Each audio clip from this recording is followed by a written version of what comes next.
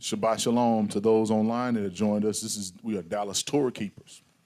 We want to thank you for joining us today as we continue our study in the book of Iyov, or Job as the world translates it.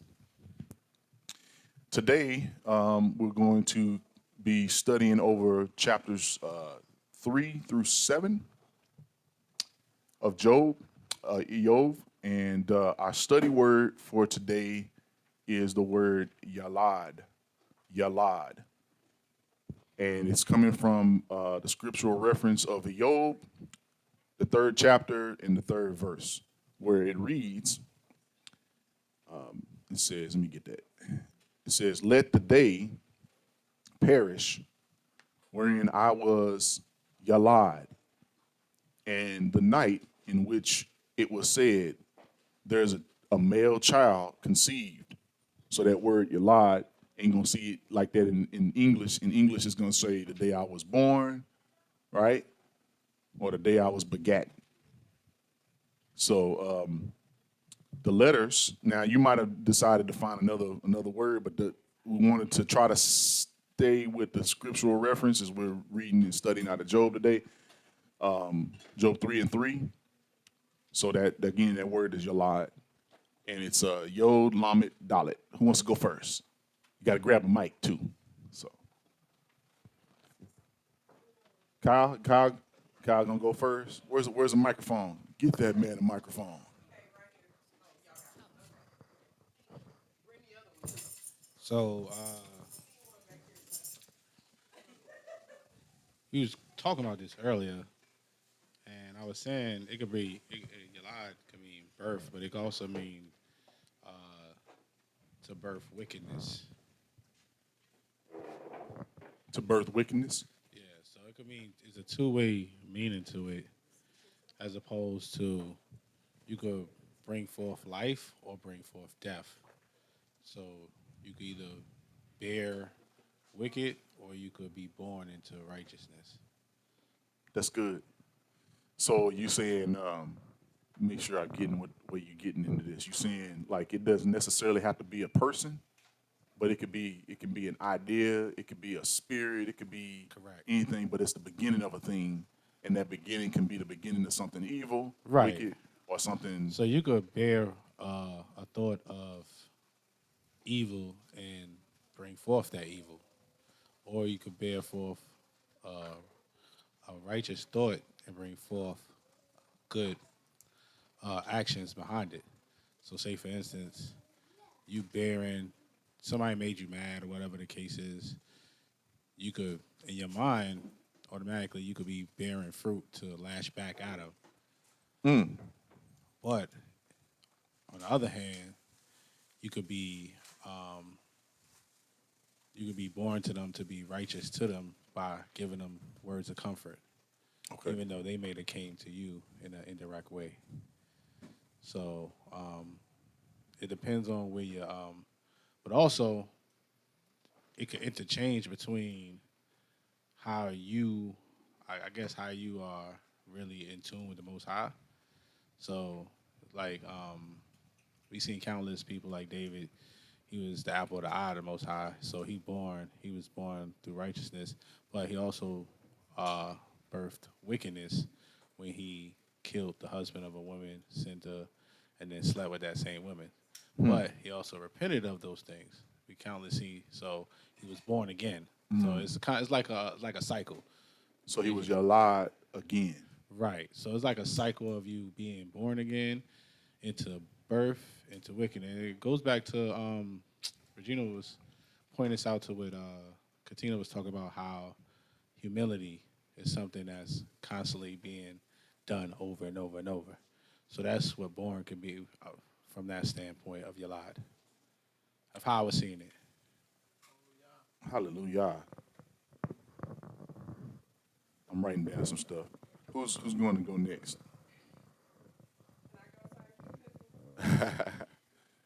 Yes, we'll let you go next, sis.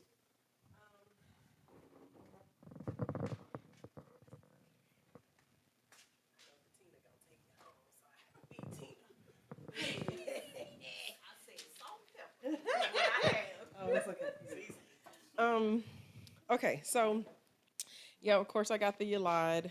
Um, it's a verb, which is kind of interesting, but it has a lot of meanings: to bear, bring forth, beget.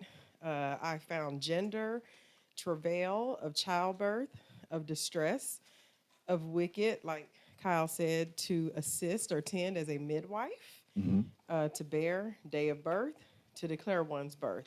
So there were a lot of scriptures. I even saw a reference to pedigrees there.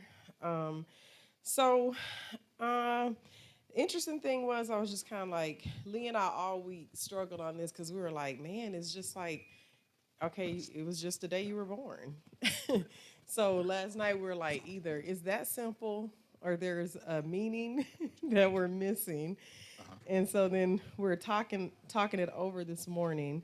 I am gonna read some scripture though, if that's okay. Sure. Uh, so really, I'm gonna kind of do like a little breakdown, like my sis does.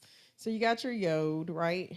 That is the arm, the hand, the work, deed, a finished work. Like you can't get away from Yahusha, by the way.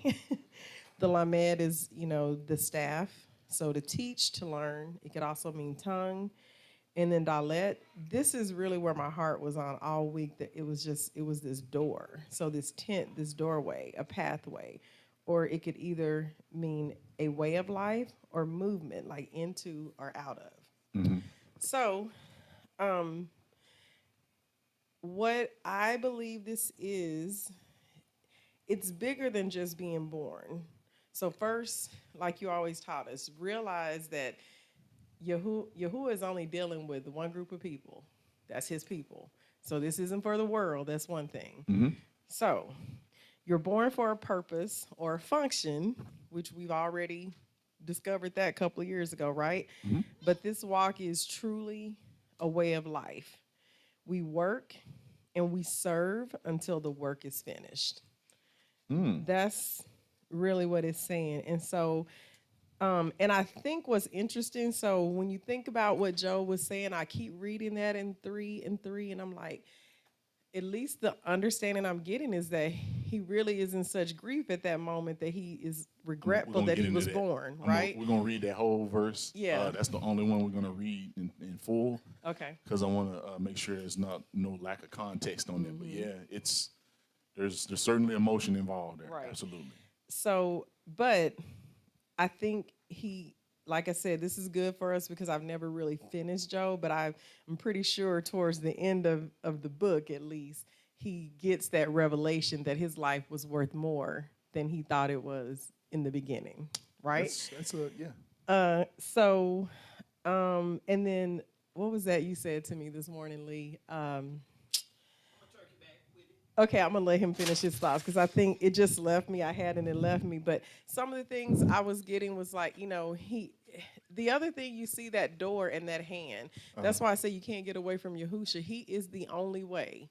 You're born into it and you're going out, but he's the only way that you're gonna get to the final resting place that we're trying to get to, right? Yep. So you can't come and go any other way. And so John 17:4. John 17:4. I have glorified thee on the earth. I have finished the work which thou gavest me. But I'm sorry, I'm back up. I wanted to read all of that, believe it or not. Hold on. Go back to Acts 17. Oh, Acts. I thought we were in John. You are. I'm going to go back over there. Okay. Because that's how I'm going to wrap up what I got from this word. Okay. So first, Acts 17:28 and 29 says, for in him, this is what I was believing, we live and move and have our being, as certain also of your own poets have said, for we are also his offspring. We were born into it. For as much then as we are the offspring of Elohim, we ought not to think that the Elohim is like unto gold or silver or stone, graven by art and man's devices. So, before you guys came, like Kyle was saying, what are you born into? Everyone still has enough opportunity to repent and to turn, right? Even those who are not bloodline descendants still can come under the covenant, right? But it's still a choice, A grafting in, a grafting in, a right? cleaving to. And so then just so now I am going to go over to John 17 to kind of, this was so good to me, just to really talk about So the for the work. purpose of notes, that was Acts what again? That was Acts 17, 28 to 29. 28 and 29. Okay. And now we're reading John 17. 17. And y'all bear with me. I'm sorry. I just thought it was so good and I was trying to just pick apart some things, but I felt like there was such I mean, like he's telling you if Hamashiach is your standard, we're doing what he did, right? We're trying our best to model him. And so he told you right here what he came to do. So these words spoke Yahusha and lifted up his eyes to heaven and said, Father, the hour is come. Glorify your Son, that your Son also may glorify you. As you have given him power over all flesh, that he should give eternal life to as many as you have given him. And this is life eternal, that they might know you, the only true Yah, and Yahushua Hamashiach, whom you have sent. And then this is what I was reading earlier. I have glorified you on the earth. I have finished the work which you gave me to do. That should be our call also. And now, O Father, glorify me with your own self, with the glory which I had with you before the world was. I have manifested your name unto the men which you gave me out of the world. Yours they were, and you gave them to me, and they have guarded your word. Hallelujah. Hallelujah. Now they have known that all things whatsoever you have given me are of you.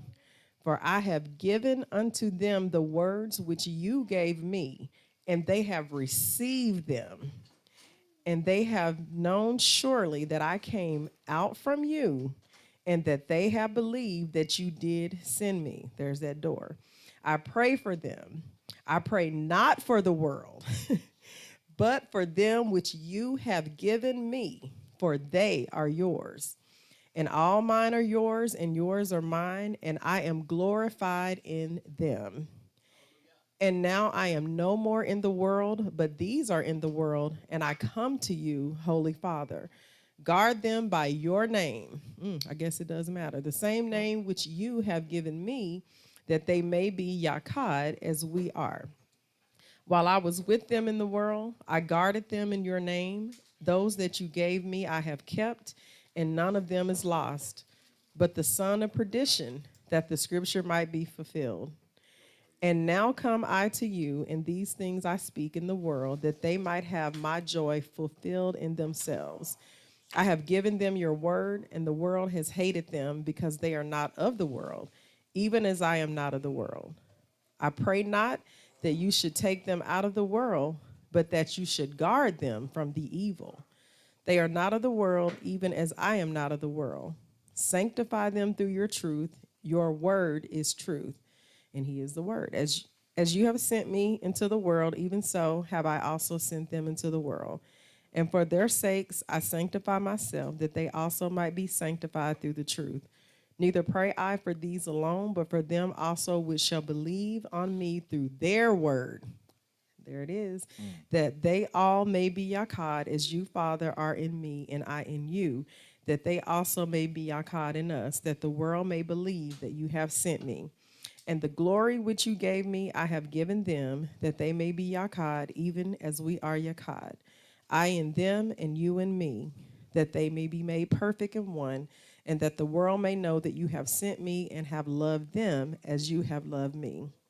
Father, I will that they also, whom you have given me, be with me where I am, that they may behold my glory, which you have given me, for you loved me before the foundation of the world. 25, O righteous Father, the world has not known you, but I have known you, and these have known that you have sent me. And I have declared unto them your name, and I will declare it, that the love wherewith you have loved me may be in them, and I in them.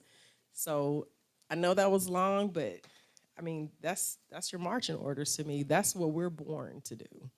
So that's Yahusha, right? Mm-hmm. Oops, what's that? Oops. Yeah, that's what he's identifying, the connection between him and the Father and those that follow him, and how that has to do with born, death, and all those things. Yes, we're only going through him. That's right, because he's the is death something that he doesn't control, or does he have control over death too? He controls death and he controls life as well. So, and it's always been that way. It's not like that happened when he did this deed. He's always had control over life and death. Who wants to go next? I'm a turkey back on that, Ak, if I may. Yes, please.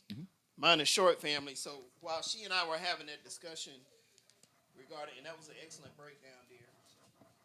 We were having that discussion about born, and some lights went off in my head as well, because born almost also means to begat something or to bring forth something.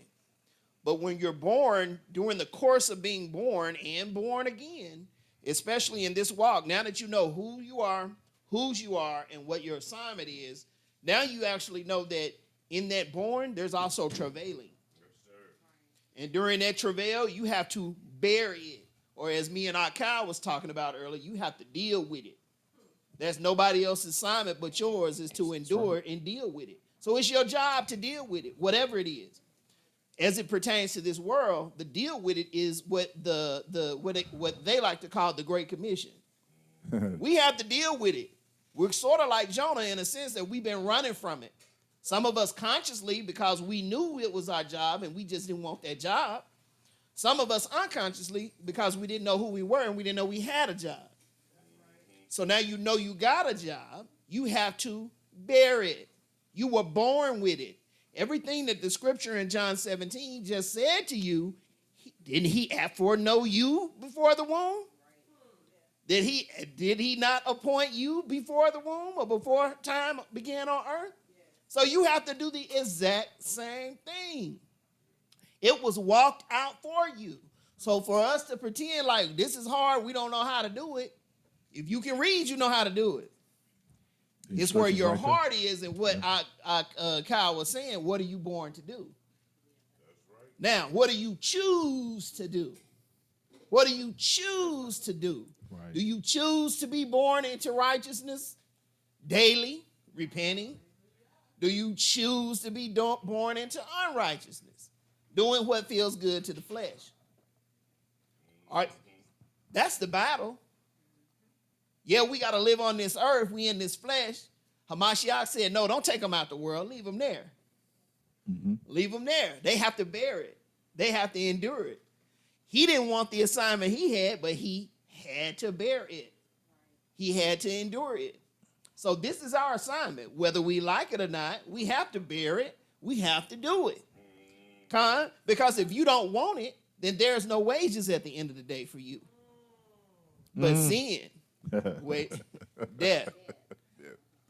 You're going to bear that too. But he said when the fire comes, he's going to protect you.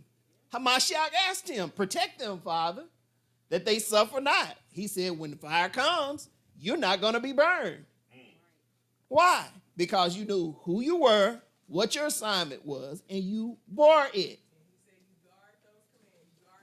You guarded those commandments. So I'm going to close by saying certain nations are celebrating things like Mother's Day tomorrow. I used to do it. I honor my mother. Mm-hmm. But what is the command? Ephesians chapter 6, verse 2 says, honor your father and your mother, quote unquote, which is the first commandment with promise. So you're supposed to honor father and mother all your days. Mm-hmm. Not just one day. Right. Appointed by a pagan person. For Mothering Day. So how do you honor them? Obedience, submission, respect, reverence, daily, not once a year. Thanks. Hallelujah. So she's going to go next. One thing, back in the day, even I was, when she was just my girlfriend, and now she's my wife. We used to go spend money on every month, on every month. They always got something. You know, because the reason why they got the black people. Excuse me for saying that, but they got the black people always on the advertisement, on the commercials. They knew we gonna spend money for our mama, our daddy, Valentine's Day, and now for what? That's a pig. I'm trying to tell my family that's a pagan holiday, and y'all don't get it. Yeah, y'all don't get it, but they listening to me. I'm just saying. I'm just making one statement. I'm Gotcha. just saying. Wow, like tomorrow is Mother's Day because they made it to be Mother's Day. Every day is Mother's Day to me. Every day is Father's Day to me. Every day is my wife's day to me. Keep on going. I'm just saying. Why we got to spend money on? Because they want us to spend money. Nah, Yeah, that's right. I'm through with that, Tony. I'm through. So I used to say, I saved a bunch of money by switching to the truth. Switch to the truth, and you can save a lot of money, Save a lot of money. You can pay your bills. and you have more shalom. Mama Crawford, go ahead. Oh, well, y'all pretty much done took so much of what I was gonna say. I did get the Strong's Hebrew 3205 Yalad, and it's to bear, bring forth, to begat, gender, travail, to bring forth. It could mean kindred, child, midwife, deliver, labor, cause to conceive, bring forth children, and it also can mean firstborn or firstborn born son or male child. But I did get from that. I did the born, and so I got the bet, the resh, and the noon from that, and then I did do the Yalad, which is the Yod, Lamed, and the Dalet. And from the Yod, I did get the arm where you receive, you can give. It's to part with or to release. It could mean increase. The Lamed, the shepherd's staff, to teach, to direct, to test, to defend, to afflict, to correct, to redirect.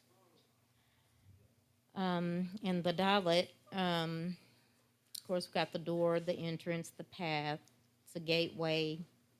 It could mean access, an opening, or an opportunity.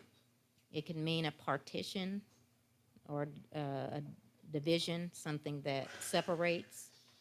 It can also mean a secret chamber.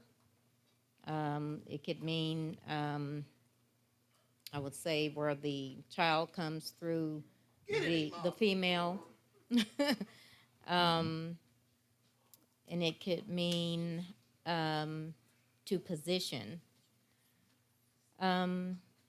So I have some scripture that I was going to go to on that, and that would be Psalms Tahalim.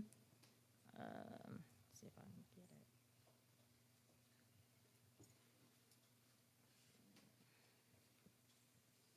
139 verses 13 through 16. It says, "For you have possessed my mind, you have covered me in my mother's womb. I will praise you, for I am fearfully and wonderfully created. Marvelous are your works, and that my soul knows right well. My substance was not hid from you when I was created in secret and curiously wrought in the lowest parts of the earth. Your eyes did see my substance, yet being imperfect, and in your sefer all my members were written, that in continuance were fashioned, when as yet there was none of them. And then I, let's see, there's another one I was wanting to That go was Psalms 139. to. 139, 13 through 16. Okay. And then I want to go to uh, 1 John. Let's see. 1 John 5.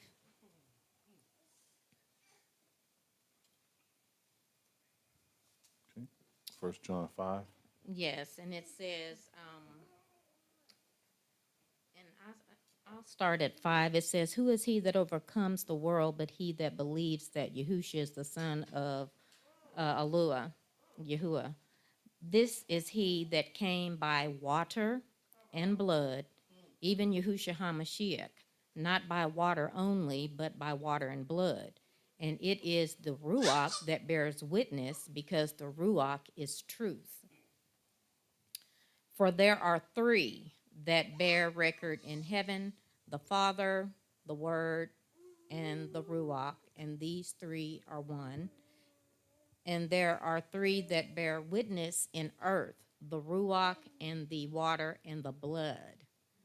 And these three agree in one." And it says, "If we receive the witness of men, the witness of Elua Yah is greater, for this is the witness of Elua Yah, that he has testified of his son." And so that what I pretty much got from it was that we are created in the secret parts, the secret chamber, and what we are determined to be has already been foreordained. It's already been predestinated. We just have to follow that path, that go through the door, who is Yahushua HaMashiach, and travel that path. Also, there is a division that is made, a partition that is made really at birth. And so those that you take a woman who, when she brings forth, you have the child.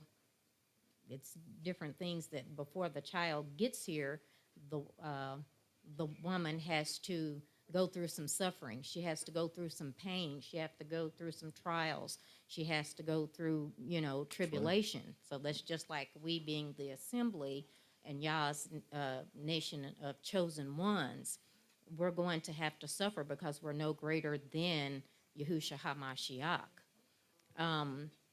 And then we know when a woman does give birth, there is again that water, And blood. that blood, That's right. and so, and that's what brings forth that what we call life, being born. To I don't know. Let me see if I can find it. Well, maybe because I can't remember the scripture right now, but I know that Yahushua HaMashiach, when he spoke with Nicodemus, and he told him that ye must be born again. And then he also let him know the same thing. You got to go, be born through the water, the blood, and the Ruach. And so if you look at the spiritual and the natural, there's so many commonalities in it, And again, Yahuwah was, let me see, letting me know, we're of those that are the ones that endure until the end, because we have to go through the suffering. When the woman, she has the child, that's that gift. That's what she receives for all of her suffering. She's produced life, And so that's what we have to allow to be produced in us, and yet we become that ourselves, eternal, everlasting, life. And so, just some more I have, but I know I've been talking for a while. So I'm gonna let, Thank you, Mom. I'm gonna let, I seriously want to thank Imam because she gave me two things out of what you said, Imam. Number one, the physical and the spiritual of it. The physical of it being, Imam just read scripture and described to you how a baby is born in the womb. Don't laugh at I believe. What is the baby born in? an What is the enclosure, set called? What is the enclosure? That's Amni- what I said. amniotics. And it has, the scripture says it has water, blood, and what? What's added to it? And ruach. And it's aphornon, and it comes through a portal with a predestination, does it not? Right. Now, the scripture also says that we're going to read in a minute that there's a declaration when you're born. Oh, Yes. there's a declaration made when you're born. It ain't just your sex. So all these people that's trying to be something else, you was already declared something before you got here. Sorry. It's just the way it is. Now, on the spiritual level, then we look back up here. When you get here, you have to be born again. Right. Nobody can get around that fact, right? You got to be born again when you get here. I said it was salt and pepper, though. Yeah, I'm going to leave it alone. Watch this. no, don't leave it alone. Go Watch ahead. this.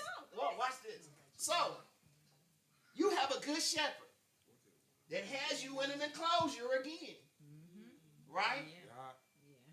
But is the rest of the world inside the enclosure? No. So who are you bumping up against and bad and bumping heads with and enduring and travailing with inside that enclosure?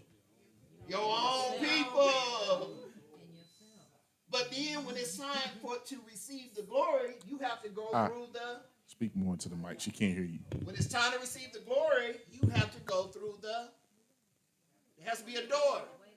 You have to pass under the... So it's another portal to being born again, right? And then when you come out, you get a new body. The placenta. I was just gonna say the placenta also has the tree of life attached. I got to talk into the mic. Got to talk into the mic, because the people online can hear. And sorry. It was just a quick ad. The placenta also has the tree of life in it, which I learned from the midwife. I really had no idea, although I've given birth, and that's where the baby supplies gets the nutrients from. So the tree of life is in that enclosure. Yes, ma'am. Hallelujah. And I was wanting to say it's something how, and I'm sorry I don't have that scripture either, but y'all may know where it's found, where Just turn it off. Yahuwah had said that some are just wicked from the womb. See, wicked from the womb. That's right. See. And so, I mean, that's just, and then it goes back to Revelation where he says, those who are clean, let them be clean still. Those that are holy, let them be holy still. Those that are, wicked or unclean, let them be that still, because that is what you is when you, yes. Say it that way. That's it. And so now we have to embrace, we have to be receptacles of receiving who we were foreordained and predestinated by Yah to be. We have to be that function here, and so I'll let Good. Katina Well, top it off. she's gonna go last. Next to last, because I'm going last. Oh, okay. Like really last. But Go ahead, brother. Yeah, I was just gonna throw in there that when Akli brought out, about the blood and the water, and when we come to this truth, the word is the water and the blood is the Mashiach. That's right. That just goes back into the oblation. So when we were born again, that's getting back into this word and partaking in that blood and wine. That blood. Hallelujah. Anybody else? Anybody on the line? Just remember, family, you got to talk into the mic. No one can hear you if you don't. It's like it'll be silent to them online. They can't hear anything. So make sure you talking to the mic. I just have one thing because I didn't get a chance to study a lot, but I do know this. You study every day. Yeah, my business. So I do know this. When Yaakov wrestled with the angels, that's when Yasharel was born. That's all I had to say.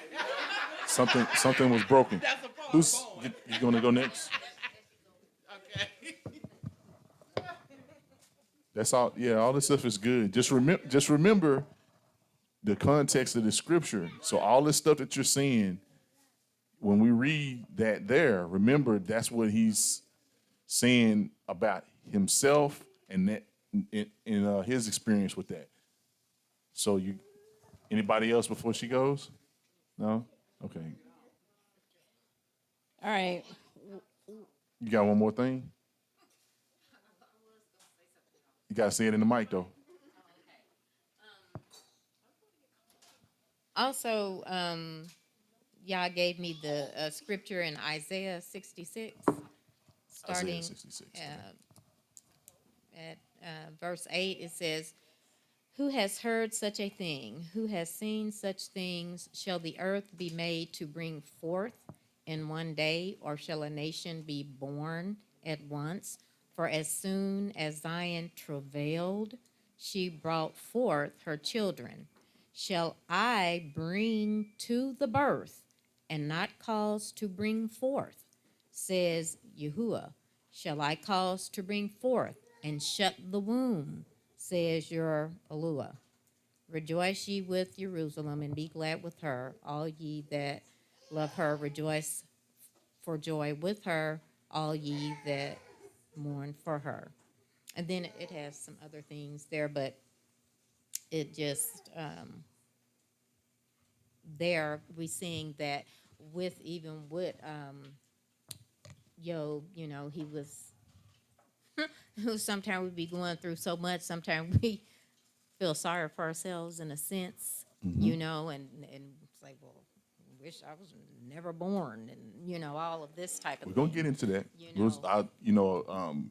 When we read, we're gonna read the whole Job 3, and we'll get into like what he's saying there. Specifics. I'm try to make sure today that your understanding or concept of the book of Job is not based only on the first two and the last three verses and chapters of this book, because mostly everybody can tell me about verse 1 and 2 without reading them, Right. and everybody's going to tell me about the end too. We're going to but why so many books for the middle, and no one can tell you that much about them. So we're Right, going to get right. into that middle because there's a lot of stuff that's going on that we may need to slow ourselves down, but because of the amount of content that's there, we're going to figure out a way. This is absolutely going to require for you to read ahead, because we're not reading all of 4, we're not reading all of 5 or 6 or 7, but we're going to talk about them and we're going to go pull some highlights from them. So as much as I would love to do that would it would take a longer period of time. But Yeah. the Isaiah 66, there's so much that you could get into about him talking about when he's closing the womb. Yeah. That's in Revelations. Right. When it talks about the no more time, meaning nothing else is going to come forth from the earth. Remember that. It means the earth's womb is shut off, cut off. That's it. The door is shut. So go ahead. Okay. Um,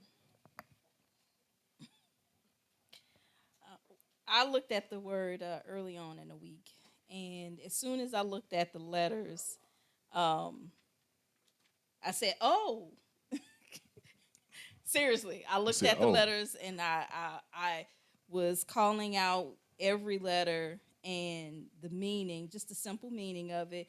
And when I said it, I immediately got it because I'm a mother. If you're a mother, this word should have immediately at least part of the meaning because you can unpack it, and y'all have done a lot of that unpacking. I decided to just go salt and pepper on this. salt And, and pepper." and so when I told Tony about it, I was like, oh, hey, this is what I got. And then as the week progressed, I started getting a little bit more. And I stopped after that because it was literally just salt and pepper. And so here's what I have, what I got first. And I'm going to give it to you the order that it came to me. So when I first looked at it, I said the yod is a hand, its work, its giving, and to bring. The lamet is a shepherd's rod, its direction to point. The dalet is the door, a gateway, and a opening. And when I said all of those words, I said this: the work that lead or direct to the open door. And when I said that, I said, oh, birth. Birth. Okay, so it's a baby in the mother's womb and it's going towards the door. She has to push the baby out. So she has to travail, like Iyov was saying, travail in that birth to push the baby out. That is birth. That is in a physical form that a mother would know. However, there's another part of it. It is in the conception of the baby. And that is where the father comes in. That's what I got when I was telling you and Gina. When I went to Tony to tell him about what I got, as I was speaking, I got another part. So I was going to tell him this. I got the work to point into the door. I'm going to leave that up to y'all imagination. Trying not to be. If you want her to go a little more in detail, that's after the lesson. But I think you can get that. So yeah, And so I said, I put this. I said, when the father gives his seed, he has to be led to the open door. And I Right. said, LOL. So as I was speaking, the Ruach revealed this to me. Yahushua HaMashiach is the door. Your immersion is where you are born again, or a rebirth. So I have Yehukanan 10 and 9. I am the door. By me, if any man enter in, he shall be saved and shall go in and out and find pasture. I told y'all this was salt and pepper. yeah, This was just salt and pepper for me. that's solid. And That's very solid. y'all gave so many. I thought about everything that y'all were thinking about, but the Most High was leading me to say, he was like, this is salt and pepper. Salt and pepper. But it is amazing how when we study together, everybody filled in the blanks. So if you didn't know anything about this word, if you took notes from everybody that gave something, you should have a better comprehension of what this word birth or yalad is. So when you say, so some y'all have seen in our chat, we wishing yalad yom yom, right? So when you see that word, that's what this means. Everybody in here has a yalad, Yes. a yalad yom or whatever, right? So keep that in mind, right? Daily, every day that you're doing that, and then I don't get in there, but go ahead. I want to let him add. What you had something to add? Yeah. I just want to throw this out there because in a lot of my studies, especially this last study I did earlier this week, Christianity really made us want to cover a lot. But in this book, let's just be real with it. It's a lot of text that talks about sex. Yeah, it is. I mean, but it's just it is what it is. And With the more we making it study, feel like it's a perversion, Right. Because when you think about the biology of sex, it's perverted to mean that it's all about the pleasure aspect of it, when actually the functionality of it is to bring forth life, is to conceive and bring forth life. Period. Now, because he's such a good Abba, he knew that if that was going to be hard all the time, meaning like it's difficult for the man and difficult for the woman, meaning there's nothing to enjoy about it. The numbers it'd be hard for us to be fruitful and multiply, right? No, that's, I mean, you can laugh about it, but if everything about it was there was no pleasure in it, then it would be less of us here. It's just that simple.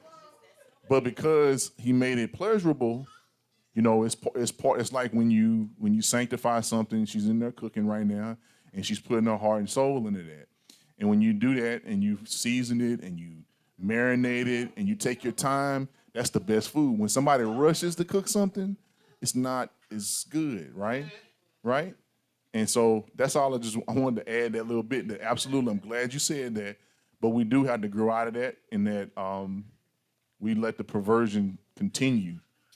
And you got to remember like it talks about defilement of the bedroom and all those kind of things like that. When you are married, people quote that and kind of quote it a little bit incorrectly, in that they make it seem as though you can do anything you want to in there and it doesn't defile the bedroom, and that's not what it's saying. You can defile anything, right? But what they're saying is it's supposed to be undefiled, meaning what you take in there should not be something that is perverted, right? But you're supposed to also enjoy it. When you're married, it's supposed to be pleasurable, right? And then you're not. This is the other thing with birth control. That's not of the Most High. He's the one that opens and shuts the womb. He's the one that causes your seed to be fertile or not be fertile. You're either going to have a noon seed or you won't, meaning sprouted. Noon, the letter, meaning sprouted seed. Did I get that right? Yeah, noon. So, but we're sitting here worrying about it by going to the store and buying prophylactics and taking birth control and all that stuff, and all you're doing is defiling your womb, or for us men, you're covering the thing you're literally kind of spilling seed. You're spoiling your seed. You're doing the thing when it talks about where you're tossing your seed. Are you throwing it on rocky ground?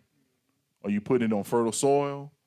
You see what I'm getting at? So think about Jacob with his two wives, Rachel and Leah, right? At one point, one's womb was closed, because that's not be unclear. The scripture talks about the part of the laying with the sex. So he laid with both of his wives, but one was very fruitful and the other one wasn't. It took and so that who's controlling that? The Yahuwah, right? Because he could have very easily made Rachel the one that had the more fertile womb, but he did what he did for specific reasons. So glad you brought that out. But yeah, and thank you for, like, I would say, allowing us to remind us that we need to go ahead and send that back that way, because somebody might need something. yeah, I was just gonna add on, like, when we come across stuff like that, we all grown, we all married. Let's not be shameful about it. Sex is a beautiful thing. You is. created it. Right. It's beautiful when it's in the it's sanctity of righteous. marriage and righteousness, right? Right. There's And- righteous and there's evil sex, all in the scripture. Right, right. Very good, very good. Anybody else? Wasn't this good? So now that all for the word born, like literally you should not be thinking of born the same way today, after today, that you did before today, or while you were studying and getting into this, because it's a powerful thing. And I didn't know any other way to get into this, but like, you wanna like give a quick recap? I mean, I can, about verses 1 and 2 for Job. Okay, all right, I'll do that. So basically, if you remember, verse 1 and 2 is all of this tragedy and turmoil that befalls the chapter. Did I say verse? I'm sorry, chapter Yeah, you know the funny thing is, since you brought that out, that I get those, I say them mixed up, but I know the differences. Is the scriptures were never written in verses and in chapters? Isn't that something? And part of that you're going to find out today that really what we're studying is the first conversation between two men, right? But we split them up because I was like, man, there's two chapters for what he had to say. And when you read it in continuity, it doesn't. When you read it without continuity, it doesn't make sense. When you read it together, like just backed up to each other, 5 and 6 together, it's like, oh, okay, that makes sense. 4 and 5, and 5 and 6 and 7 together makes sense when you hear that part of the conversation. But he lost, as everybody says, he lost everything, and the Most High. Some people say, oh, he was bragging on him. Is that what it was? We don't, like. I'm gonna say this, and then we can move into this. This is like probably now my fourth time reading and studying through Job, and every time I read through it, I get something different. So, not to mess up our study, and I can be reproved on this as we go through it, but I can tell you, a lot of people look at this book and look for an answer about this one thing. Why did he allow this to happen to Job? Some people put it on Job. Some people put it on Yahuwah. Some people put it on Hasatan. The other thing that people get into this is, when was it? Right? Doesn't matter. Why do we have names for everybody in it? That also doesn't matter.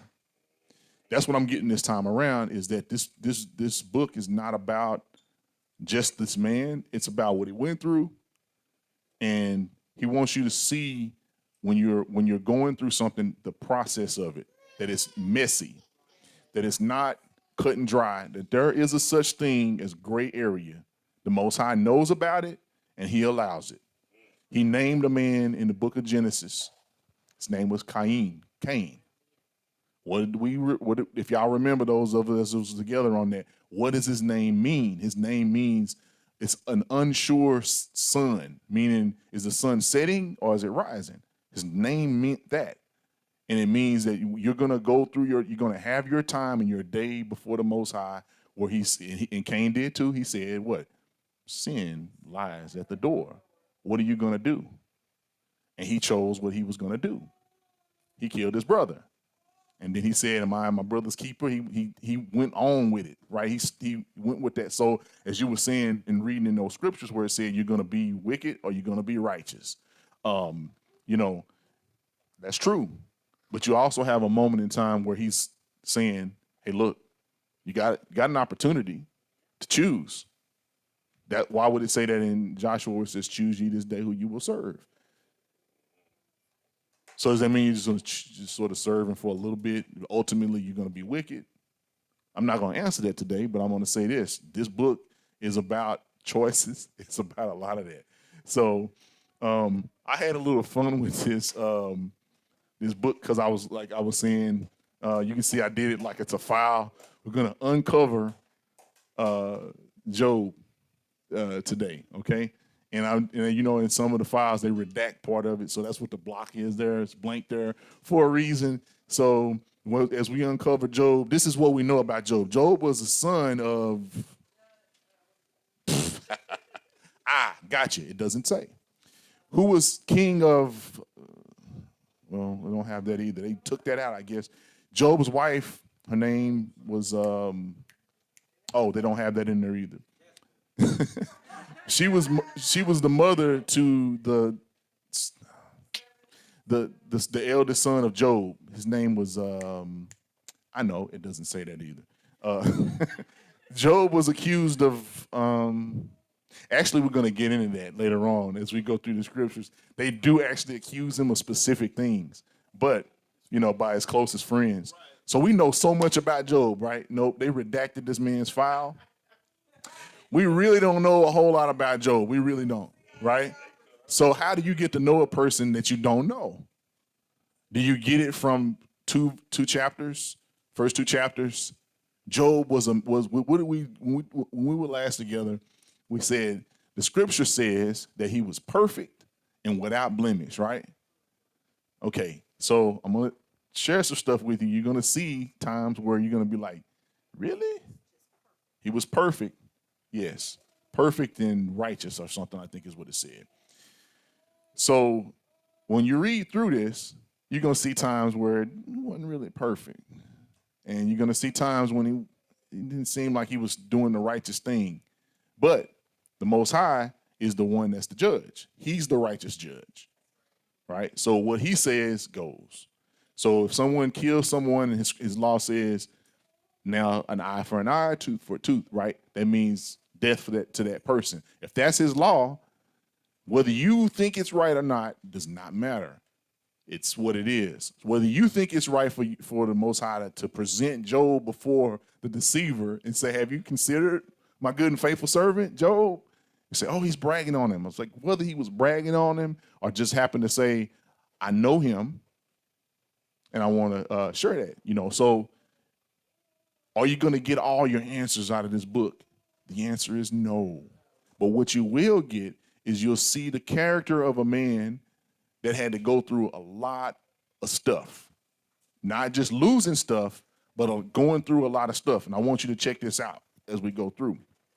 We're going to hit chapter 3, and it's going to get into Job as he's grieving his birth. And that's why we talked about the born day, the Yalad, right? And then chapter 4 is first man at the plate, Eliphaz. He's going to reply to that. And he's going to keep replying to that in 5. And then Job is going to reply to that in 2 chapters. And we're going to hit through that pretty quickly. So, what's Job's desire? Go ahead, I'm sorry. Like I wanted to know if you mind at all, if I give Mishpachah a suggestion. Look at Job as Yasharal. Yep. Something good to do. Go ahead. Look at the word study today as Yasharal. Mm-hmm. And as Ak presents our word on our bread today, remember it's Yasharal as a whole. Yeah, in many ways, absolutely. That is what you're going to see is a lot of similarities. In fact, you'll be able to draw some connections to him in Mashiach. You'll find some similarities to him in Dawid. You know, yeah. So it's like you're going to see yourself in this too. And if you don't, live a little longer. You will. So I'm going to just go ahead and go to the next chapter. Start this out, chapter 3. But basically, let's remember. So we're going to set you know how they do as you're binge watching it previously. Okay, previously on Job, he was sitting there with 3 friends that showed up and said, "Oh man, Job he going through it. Let's tear up our clothes too, and let's sit in this dust with him for 7 days, and let's mourn with him." Even though when they saw him first, they didn't recognize him. Since this is your real good friend, but you don't even recognize him. Now, I think the scripture's saying because he was so beat from the boils and everything like that his appearance was not the same. However you take that, he was scraping stuff off with broken pots. This man was going through it. Some people put it this way. His flesh was actually falling off his bones in certain spots. He was kind of almost looking like a walking corpse in a lot of ways, right? So that's previously on Job. That's where they are. 7 days at least have passed because it tells you that they mourn with him for 7 days. And so then we go into chapter 3. Remind them what the deal was, Go ahead. Say. What was the plan to get Job to do what? To get him to curse Yahuwah and die. Now, since you bring that exactly, so he promised the Most High, he being the accuser, that this would happen twice. Literally promised. He says, if you do this, he'll curse you to your face and die. Said that once in chapter 1. Said it in 2, even after the Most High, there's something very important that we will kind of come back to that you need to remember. He didn't say exactly the same thing to him when he presented Job to him the second time. In chapter 2, he added something that was very important that you got to catch, which was, what did he say? He says, have you considered my good and faithful servant, Job, of whom you caused me to strike without cause? He added that. So he let him know, like, I ain't forgot what we did to him. However long, it doesn't matter how much time progressed in between him losing everything getting burnt up to him getting these boils, right? But he said to him, he said, you made me do this without cause. And this is where a lot of people take the assumption that the accuser is on equal footing with the Most High. And I tell you, if you think that, read back a little bit and you'll see they had to present, remember the scripture, remember what we learned, remember our word, they had to present themselves before him, meaning he was on the throne and they had to be before him and present things and cases and whatnot, right? So, but that's where we are. Job is in a bad place, right? Physically, he done lost everything. But his spirit seems to be strong because of the things that he said. After one, what did he say? He said, Yahuwah giveth and he taketh. And then he said what? Blessed, right? Baruch be Yahuwah. Even with that. So keep that in mind. Then after his body started getting ravaged, he did what everyone would do. Is like, listen, I gotta do something. I gotta deal with these sores, these worms, whatever. I gotta deal with this. But I'm gonna still believe and serve and trust Yahuwah. Trust. See, if as we read through this, ask yourself, did he ever stop trusting the Most High? So let's read what he said. So after this, after 7 days, after this, open Iyov or Job his mouth and curse the day. What day? His day. Okay? And Iyov spoke and said, this is what he actually said. He said, let the day perish wherein I was Yalad, born, and the night in which it was said, there is a male child conceived. There's your sex, right? The womb's open, he was born, he was conceived. Let the day be darkness. Let not Eloah regard it from above, meaning let him not even pay attention. Neither let the light shine upon it. Let darkness and the shadow of death stain it. Whereas we could get to that. Psalms 23 talks about the shadow of death. So there is a right. Let a cloud dwell upon it. Let the blackness of the day terrify it. As for that night, let darkness seize upon it. Let it not be joined unto the days of the year. Let it not come unto the number of the months. Lo, let that night be solitary. Let no joyful voice come therein. No joy, no voice from that, right? Let them curse it that curse the day, who are ready to raise up their mourning. So I'm going to pause here for a second. I want you to catch this. He's saying this around his friends. This is lengthy for a reason. He knows his friends. I'm putting that in air quotes. You can't see my hands, right? He knows his friends. And so therefore, some of the things he's saying, he's kind of aiming it at them. Okay? So we left off, it says, Lo, 7. Lo, let that night be solitary. Let no joyful voice come therein. Let them curse it that curse the day, who are ready to raise up their mourning. Man, I can't. Let the stars of the twilight thereof be dark. Let it look for light, but have none. Neither let it see the dawning of the day. Why? Because it shut not up the doors of my mother's womb. Nor hid sorrow from my eyes. Why died I not from the womb? Meaning, why wasn't I stillborn? Why did I not give up my ruach when I came out of the belly? So he had a ruach that was given to him. He's asking, why didn't I do that? Why did the knees prevent me, or why the breast that I should suck? In other words, the way a woman gives birth is through the knees, right? And then he's talking about being nurtured by his mom on the day of birth, right? Because that's the first thing they tell you to do if you're gonna do it, which really you should. But I guess there's some scenarios where you shouldn't. Yes. Microphone. Hand him a microphone.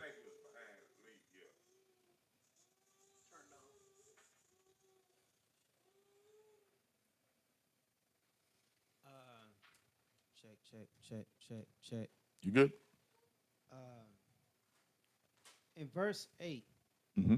in the Hebrew, it says, let those curse it who curse the day, who are ready to stir up Leviathan. Leviathan. Yep. Yeah. So I'm glad you brought that out. I was going to talk about it in the next couple of slides, but I'll go ahead and talk about it now. So you're going to find it talking about two very important beasts that we know are in the earth. And really, this is really simple. All he's saying is there are people that are around that know Leviathan, know how to stir up Leviathan. Let them do the cursing. In other words, these are people that are good at cursing things. Let them do the cursing. You know what I'm saying? It's like, exactly. They're good at that stuff. Let them go ahead and do it. Because I'm not really that good at this. This is my first time having to do this. I speak blessings. I speak barakah. Right? Yeah. KJV. Yeah. So that's good. There's going to be some times where I'm going to literally get into, and it's good that because I caught that too. I was like, man, yes, morning. That's why we don't say, good morning. We either say, Grand Rising, Boker Tov, something like that, because the sound morning, even though it's spelled differently, it's got that connotation to it. And also, family, remember, if you're looking at it like Yasharal, he's literally telling you who's the children of the day. And when they try to curse us, what happens to them when they try to curse Yasharal? It comes back on them. They're going to raise their own curse upon themselves. Mm-hmm. So they are ready to raise their morning, or ready to rouse him. And how do you rouse a being that's not supposed to be released yet? Absolutely. We're going to get into that. Thank you. So again, these words are not unplanned, unthought of. 7 days did they sit together, and 7 nights also, right? So there were some things that he probably witnessed, and I'm gonna prove this to you because it's kind of like, wow, Job was not just righteous, he was keen, and he had a good sense of listening and paying attention to things. And I want us to do the same thing here because this is his account, right? So we'll pick back up, I think, at 13. For now, should I have lain still and been quiet? I should have slept. Then I should have been at rest, right? And then 14 says, with kings and counselors of the earth, which built desolate places for themselves. They built desolate places? I mean, because desolate means it's empty. It doesn't have much life going on in them. Or with princes that had gold, who filled their houses with silver. If I could just, man, listen. There's so much that as you read this, he is poking at a specific person right now. He's almost calling them out by name. And I don't know if the eye is okay with me giving you some of what the meanings of names is, because this is another person that we're not going to get into today, but it's the second guy he's talking to. His name, he's talking to the guy today. I'm sorry, hold on. So right here, when he's talking about the princes of gold and silver, so the guy that we're going to talk about today is the Temanite. His name is Eliphaz. And give me a minute because I want to get to that. Like, just hold on. Remember what his name is and remember this passage, okay? Hold on. Yeah, don't. So 16, let me keep going. Or as a hidden untimely birth, I had not been. As infants which never saw light. There the wicked cease from troubling, and there the weary be at rest. There the prisoners took rest together. They hear not the voice of the oppressor.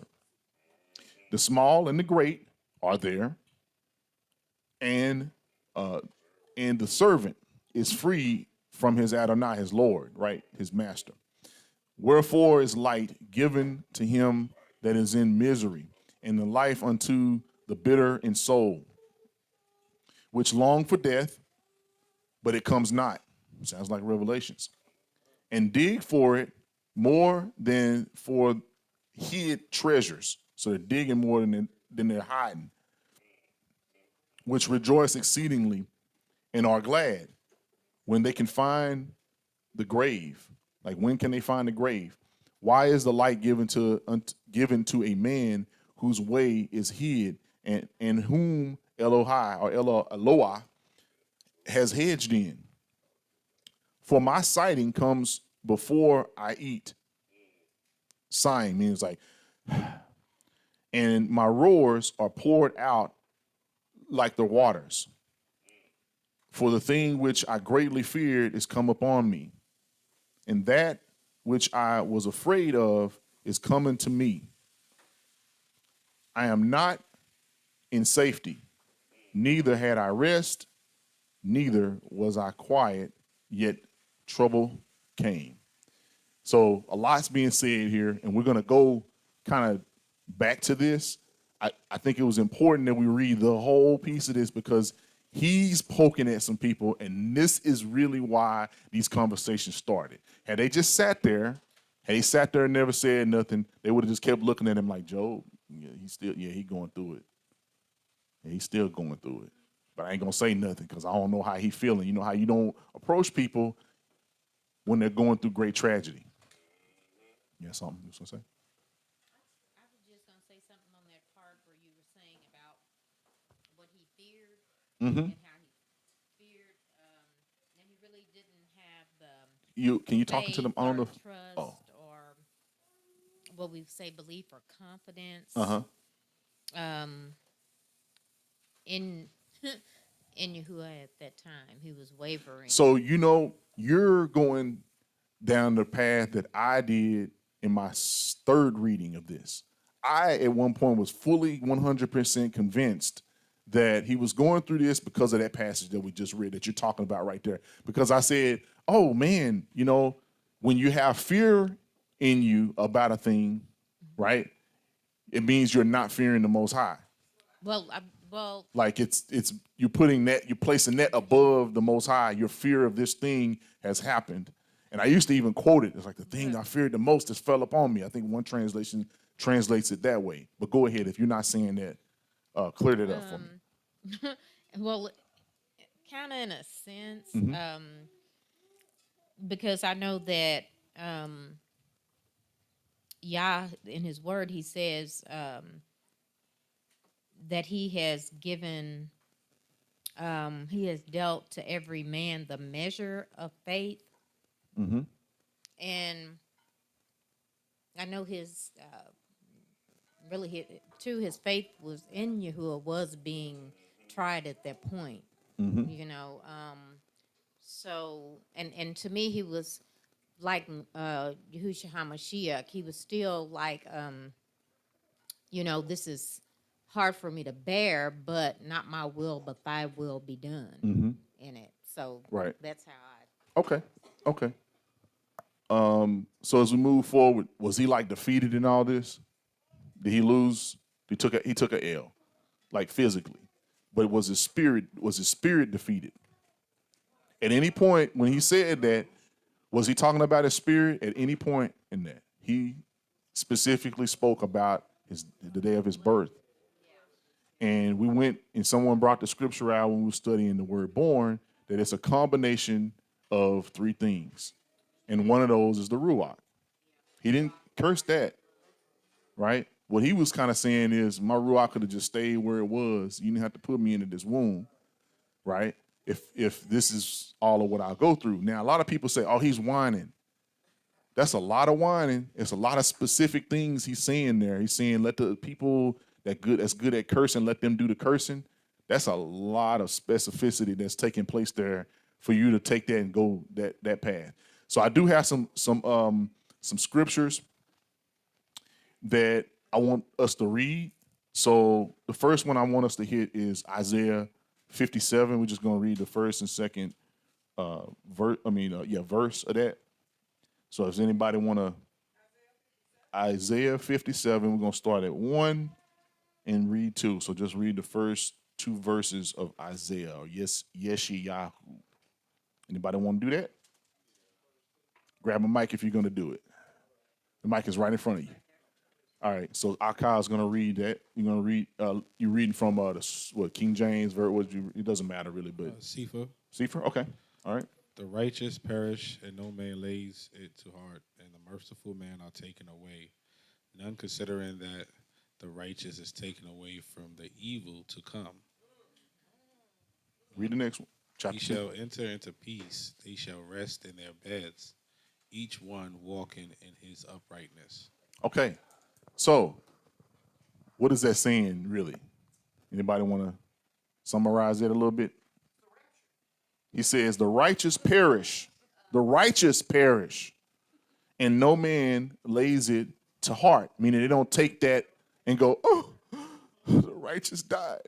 No, he says, and merciful men are taken away, meaning the people that give out mercy. Like you hit them one time and they say, look, do that again, I'm going to have to bust you up, right? But I'm going to let you slide this time. That's mercy, right? Merciful men are also taken away.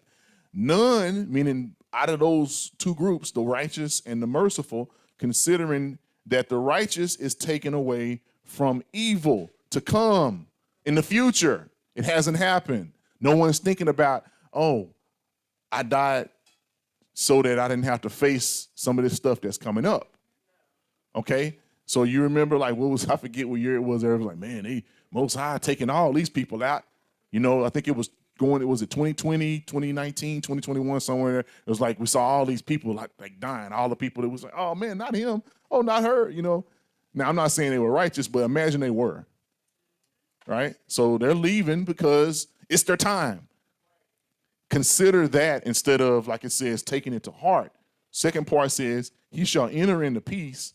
They shall rest in their beds. Each one walking in what? Uprightness. They're not slowing down because like, oh, I died. I didn't get a chance to do everything I was supposed to do. It's like, no, they're walking upright. They have peace, which is another word for shalom, wholeness, right? Go ahead, sis. You got something to say. There you go. I was thinking about Noah and Methuselah when he was up. They was preaching. So he took him away before evil came upon the earth. Right. That's a good way. That's a good one. Mike. Somebody hand it the mic, please. Yahusha. And if you got that on the screen, if y'all want to bring, I want y'all to read one of the 4 of those: Genesis, Jeremiah, Malachi, and Leviticus. Just any of those, have those ready. Pick one and be ready. To add on what you said, it says he entered into peace. They who walk in integrity rest on their beds. And what you just said, it also goes to showing that you're courageous in the walk that you're in. A lot of times, before the truth, going to Christian, they'd be like, you don't know who all gonna make it to heaven or whatever. But the scripture tells you who gonna make it. If you walking in his commandments, you're gonna make it. So you gotta have boldness in this walk that I'm walking on the path of Yahuwah. I'm destined to make it. Right. So that's that rest. That's shalom. They're not worrying about death. So what you're saying is making it, right? This is the thing that we have to begin to define as a people, as we are in this walk. What is making it, right? People say, I want to be part of the 144 so I can make it. I want to be in that number so I can make it. What is making it? Well, it just described it. What making it is, that's actually what salvation is. Salvation isn't necessarily taking you out of something that you're supposed to go through. Job is supposed to go through this. So that's why he didn't take him out of this. Right? That's why the Most High kept saying, you can do that, but don't touch his life. You can do that, but you got to save his life because it's not time. I have some things. You didn't have to include all that, but it's understood. Go ahead, Ema. You got something you wanted to add? Before I read Philippians, I'm going to read Philippians 1:21 through 24. But go ahead. What you got? It's saying it's just he that endures until the end, he's the same that Right. shall be saved. So we're we all have to. I mean, this is a suffering way. You're gonna suffer either way you go. Mm-hmm. If you live for Yahuwah or you don't. Mm-hmm. So, you know, he Mm-hmm. he he um he even let us know that the different trials and everything that we be going through, that for us to not think it's strange or something unusual, Mm-hmm. because we have other brothers and sisters who are going through some of these same things. So, Right. we're all going to have to go through, but we count it all joy to suffer for his name's sake. Right. Right. That's good. Um, yeah. So I'm gonna read. So make sure y'all are pulling up either Genesis 27:27 through 29, Jeremiah 10:2, or Malachi 2:1 through 4, or Leviticus 20:9. I'm bringing those forth for a reason. When you see them, you'll go like, "Oh, I get what's taking place here." But I wanted to just quickly read, from the epistle of Paul to the Philippians, Philippi, and at 21 it says, "For me to live is Mashiach, and to die is gain." And then I'm gonna keep reading. "But if I live in the flesh, this is the fruit of my labor. Yet what shall I choose? I know not." Meaning he's like, which one would I choose?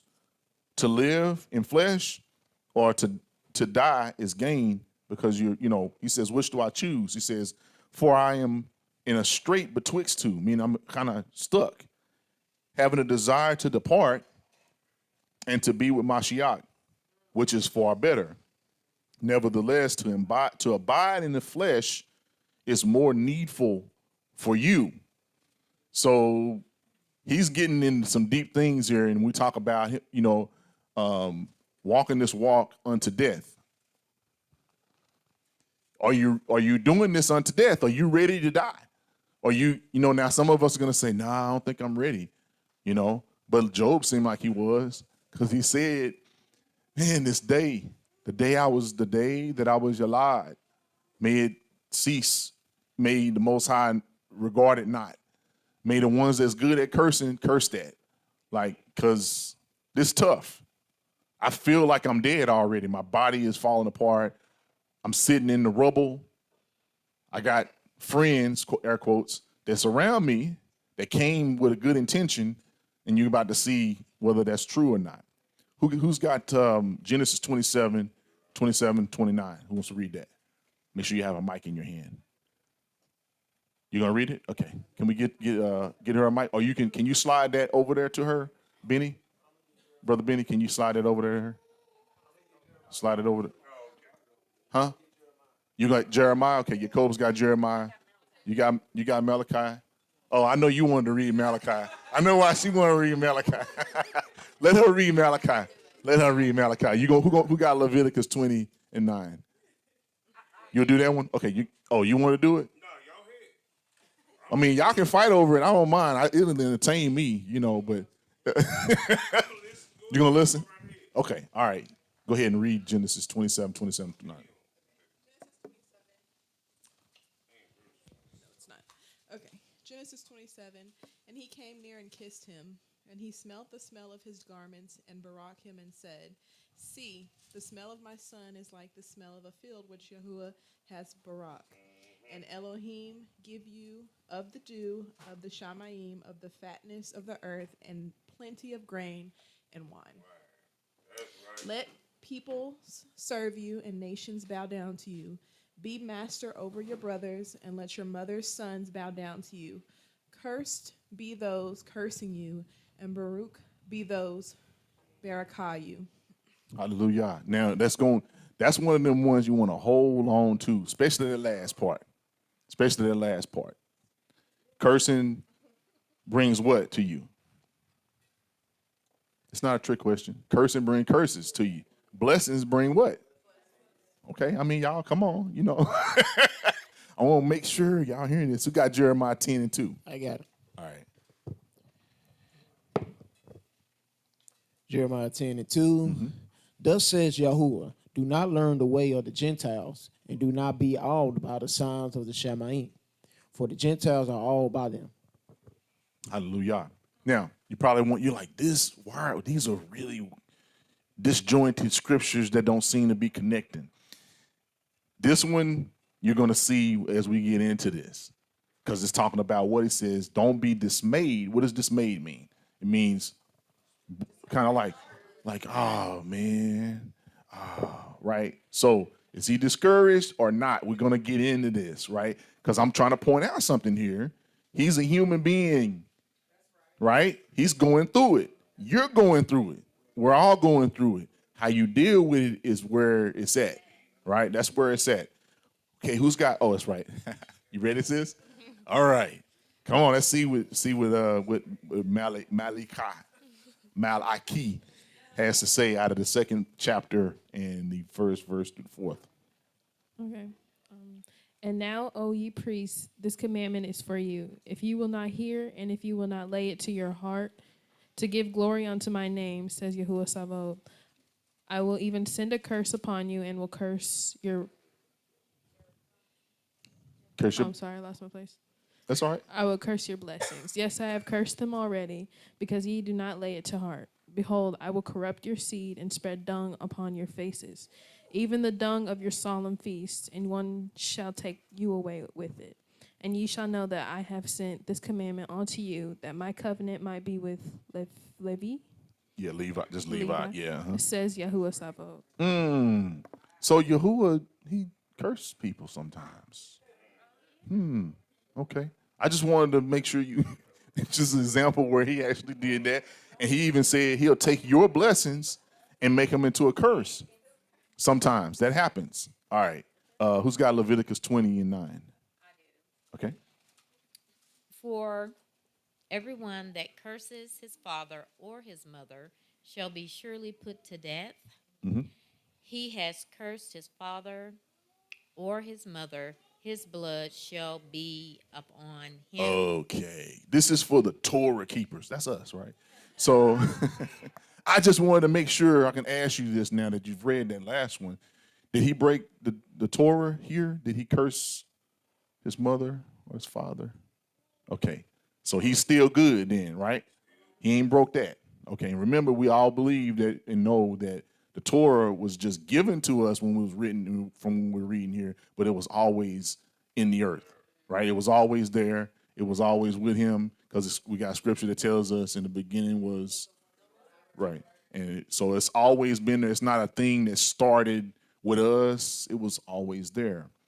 And those rules are required and have been required to be followed all those times. So these scriptures that I shared here, I need you to kind of try to remember them because they're going to be like a light bulb that goes off when we hit certain spots in here. So names and titles have meaning, right?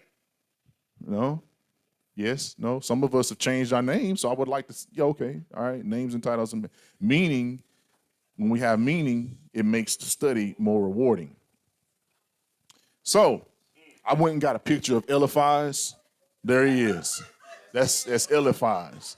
This is top secret. Don't let nobody get this. Because y'all probably wondering how I got this picture. So am I. I can't tell you. All right, this stays right here, even though they're listening on the internet right now. Right? All right. So this is what this dude's name means. His name is comprised of two parts. It's El and Paz. Do you know that y'all know what El means, right? Eloah, El, El Haran, right? But this dude's name is El Paz. It literally means gold. God is fine gold.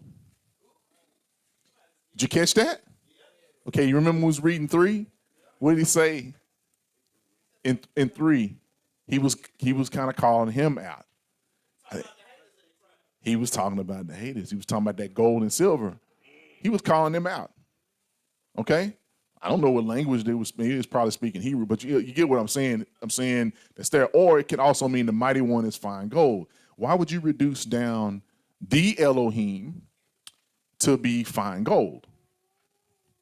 That's kind of messed up. Who's made out of gold? Idols are made out of gold, but I'm actually specifically getting into one of our earlier studies. There's a specific being who was fashioned from gold.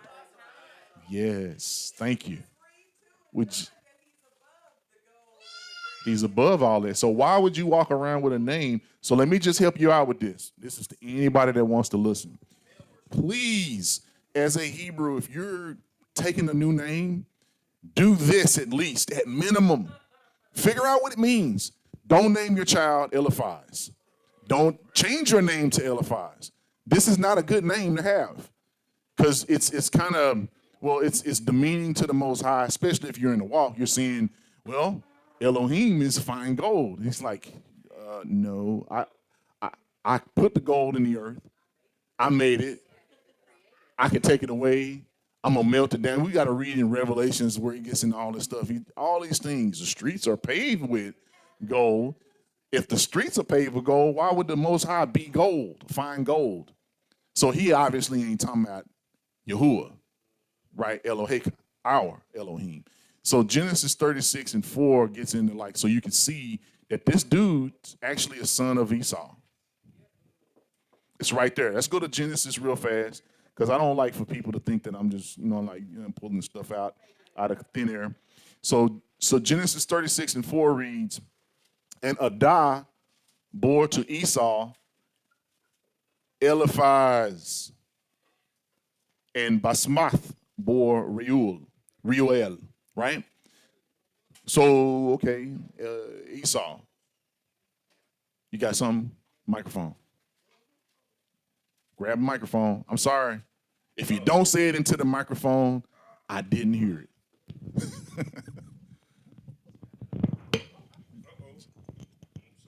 But wasn't he a Temanite? Yeah. So No. Okay.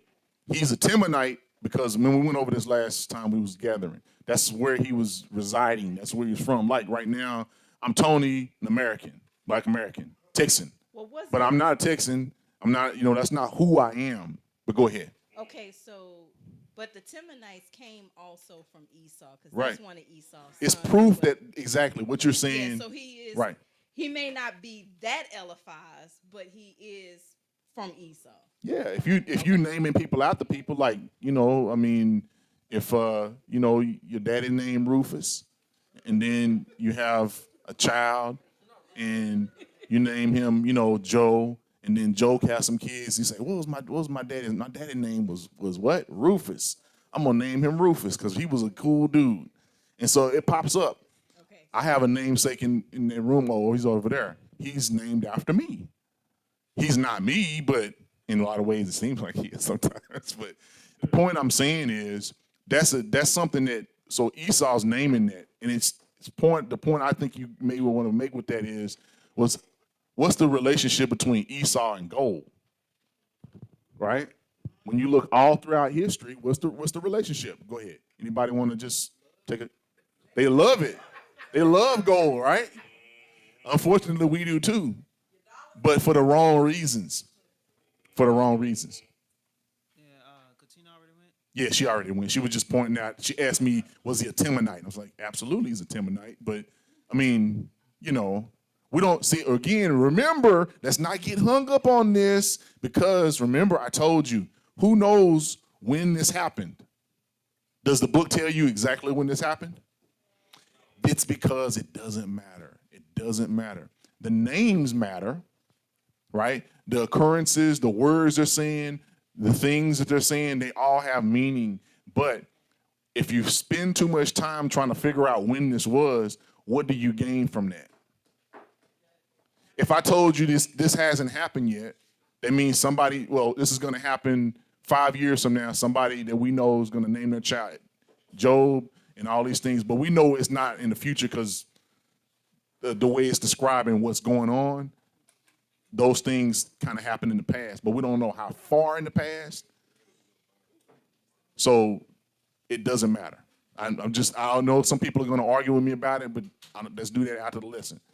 I'm not going to say, I'm just telling you, I know it doesn't matter because when you start reading the script here, you'll see that if it mattered, he would bring it forth again and say, he would have said, Eliphaz, son of Esau, of so and so and so and so. Right? I just pulled this out because I want you to know this is not a new name. This is in the scriptures, and he was the son of Esau. Even if he's not from that line, why would you name your son that? Okay, go ahead, brother. What you got? So, and which book is this? This is the book, the first, second book of Aki. You know where it has the elements charts of the fallen angels, and that brought me into. It led me to this book, to where it says, gold. The fallen angel of gold is Turael, and the original meaning of the name is rock of the Most High, and the evil teachings is self glory.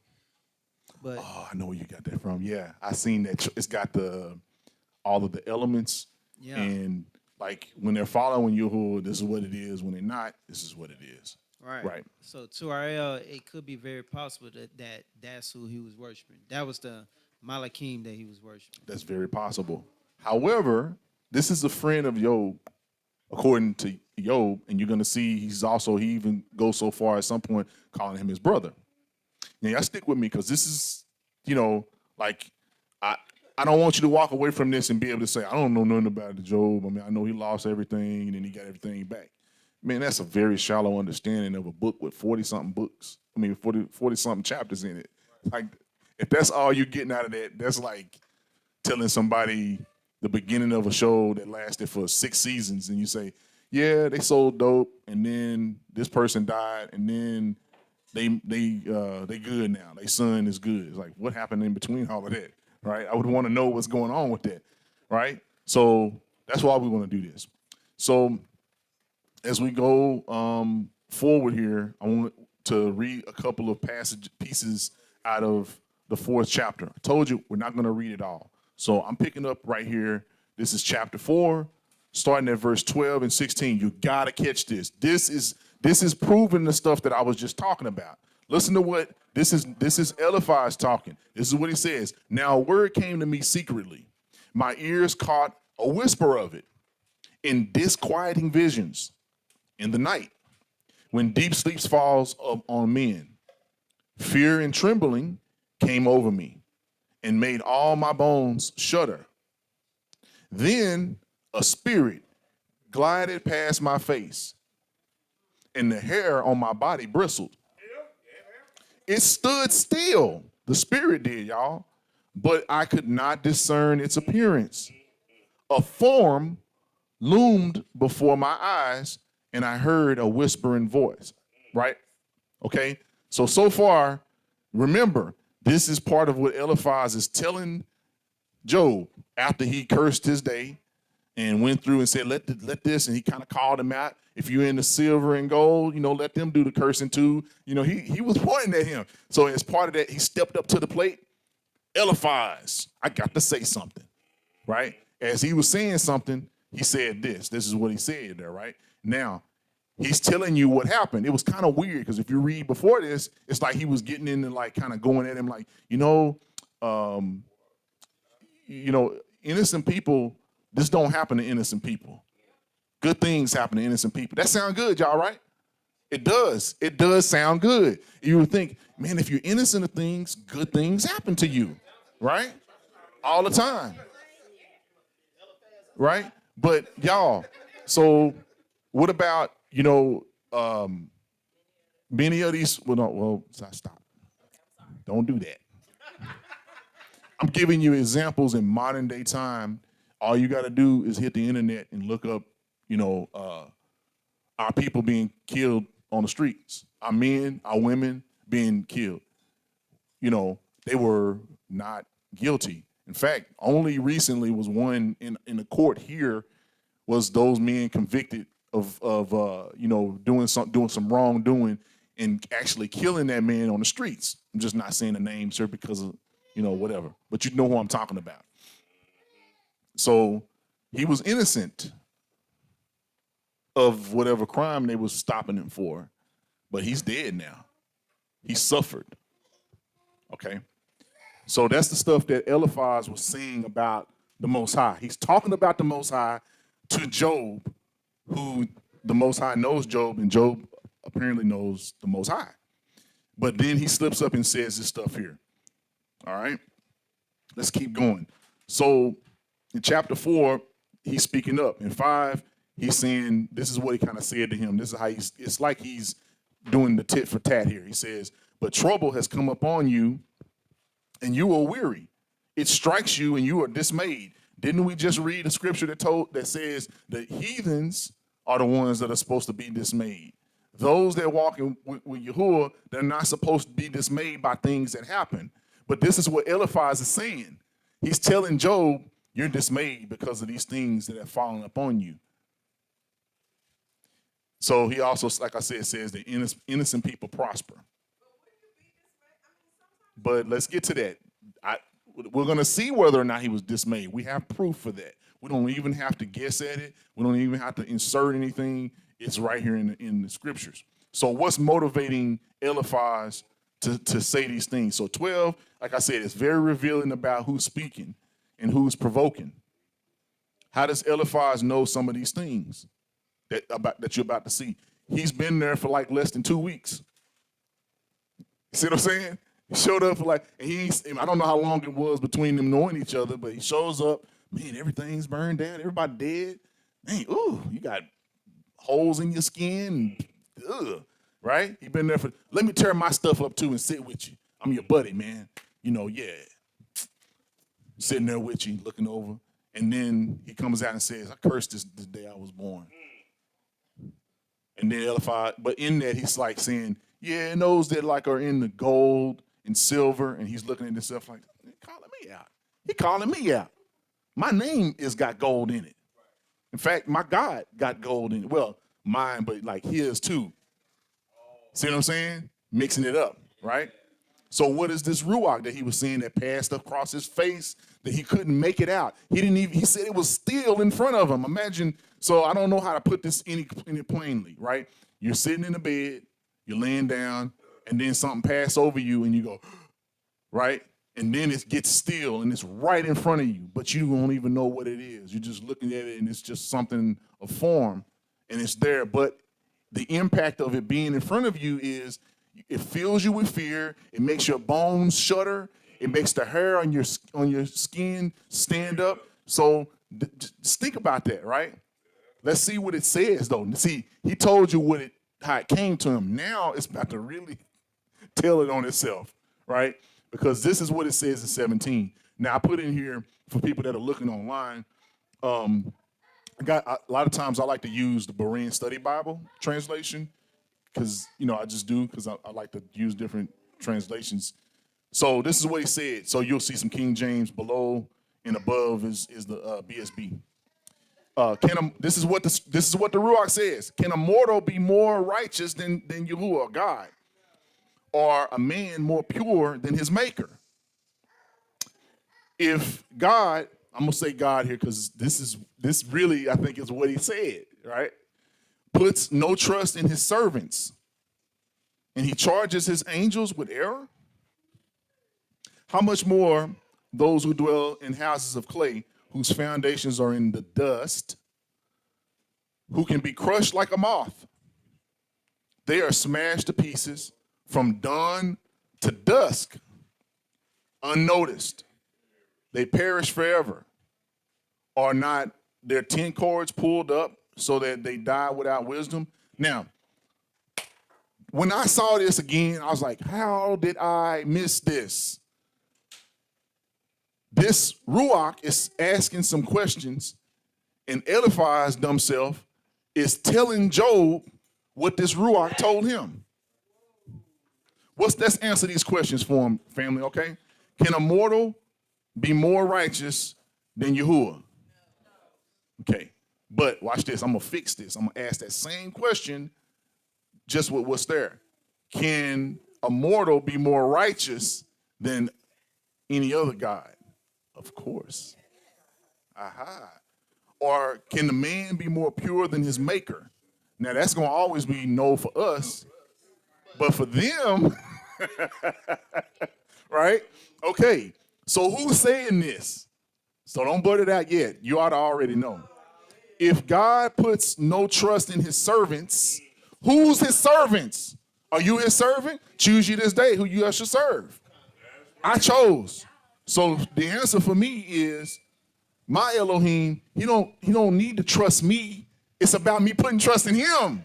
So this is a stupid question, but it's well placed because remember he was talking to Eliphaz. He wasn't really talking to Job. Eliphaz decided to share this with him as a friend. Let me share with you this dream I had. So be careful when people are telling you dreams. You better be listening. How did it start? When was it? What was going on? Because do I got to go back? I got to go back. I got to go back, y'all. That's a subtle reversal. Absolutely it A is. subtle whisper in his ear reversal. But did y'all notice 14 and 15, he was having a night terror. Right. He was having a night terror.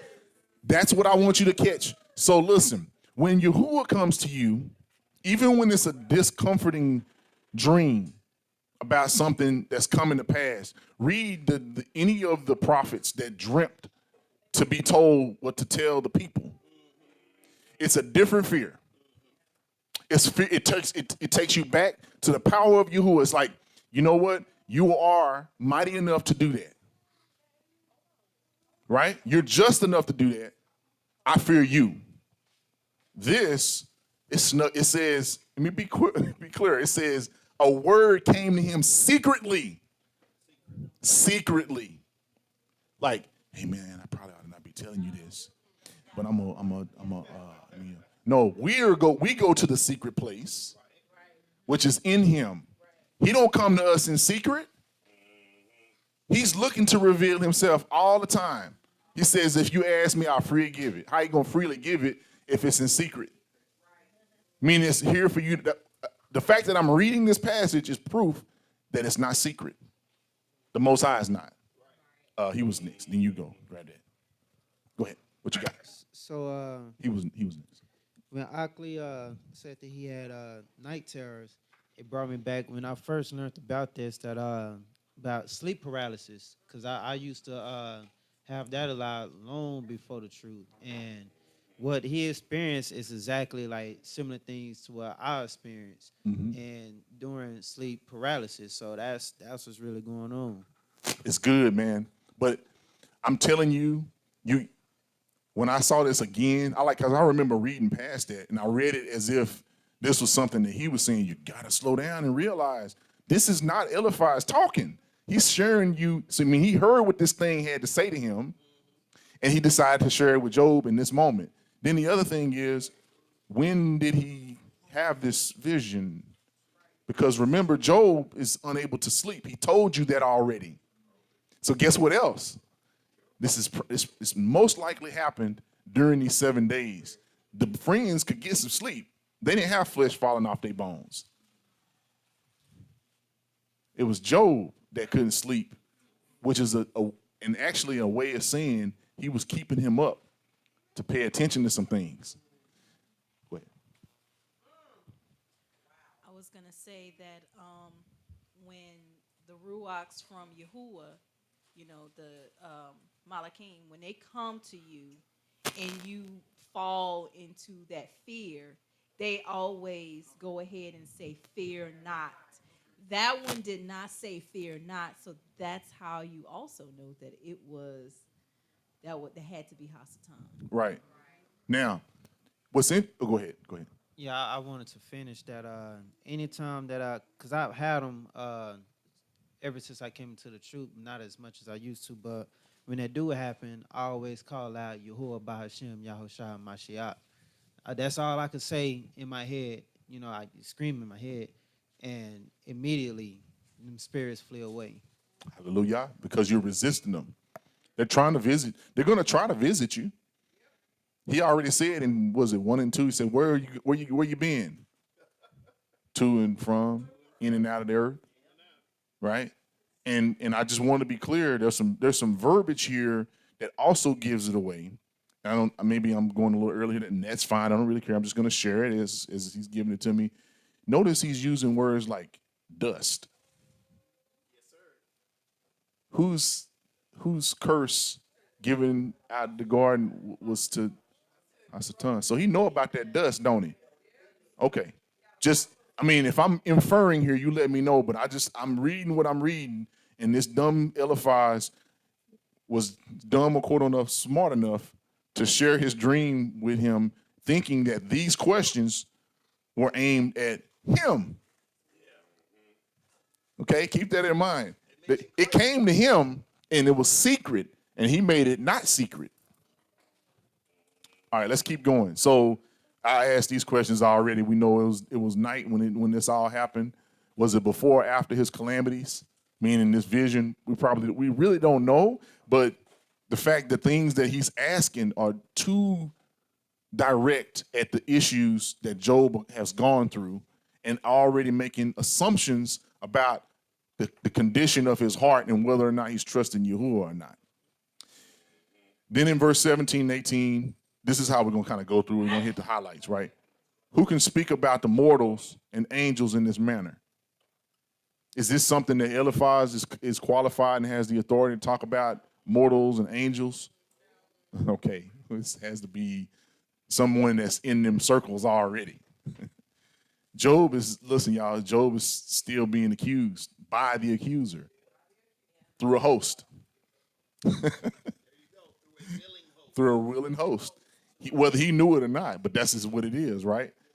So this is what you see on up here as we go through this. I have some scriptures from that chapter, not the whole thing, and we're going to read all of them. So as you're reading, I'll say the number of the verse, but when we go to this, we're going to talk about the highlights, and we're going to actually discuss it.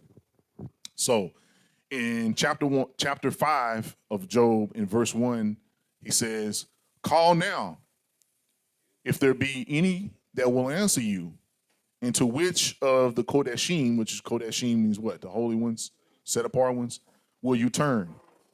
Remember, this is still Eliphaz talking, so you're asking that question. 6, so we're at verse 6, still in chapter 5.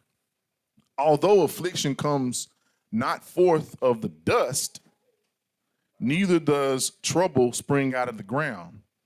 Yet man is born into trouble as the sparks fly upward." 8, "I would seek unto El, and unto Elohim would I commit my cause." Skip down to 17. Says, "Behold, happy is the man who Elohai corrects. Therefore despise not you the chastening of El Shaddai." Now, one more and then we're going to read it because I sure want to talk about that one. 27, "Lo, this, we have searched it, so it is, hear it, and know you it for your good." All right, so much to talk about. Let's talk about one. He's in turmoil. Really not a whole lot to get into on that when you read that.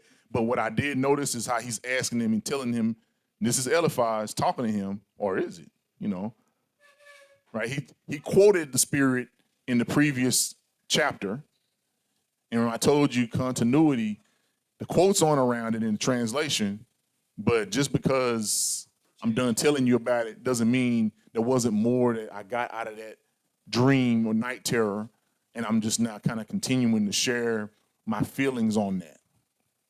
But there's that. Then in 6 and 7, he mentioned something about his afflictions, right? What does he say? "Although affliction comes not forth of the dust, neither does trouble spring out of the ground." Okay, so he's saying you don't get in trouble for nothing. It don't just come out of nowhere. It don't just pop up. Boop, here's some trouble. Boop, there's some trouble. Boop. It's like, that's what Eliphaz is saying. Show you how much he knows. That man ain't never read Psalms 34, 17 through 19. Anybody want to read it? Anybody want to quote it? Y'all know what's there, right? That's right. Many are the afflictions of the righteous, but Yahuwah delivers me from them all. Now, whether that was written before or after Job had access to it, we don't know. But what we do know is we can test a thing by the scriptures, by the Ruach, right? We can test it. So Dawid's Ruach says that many are the afflictions of the righteous, and the witnesses show that many are the afflictions of the righteous, and we as his seed and followers who can testify it even today. I, right now with this microphone up against me, can tell you that many are the afflictions of the righteous, but I can also tell you that he does deliver you from them all. So what he's saying, is that true? Is it true that although affliction comes not forth of the dust, neither does trouble spring out of the ground? Yet man is born into trouble as sparks fly upward. Like it's true as sparks are flying upward. Is this true? It sounded good until I reminded you about Psalms, didn't you? It's interesting. People be talking, but they don't sometimes know what they're talking about.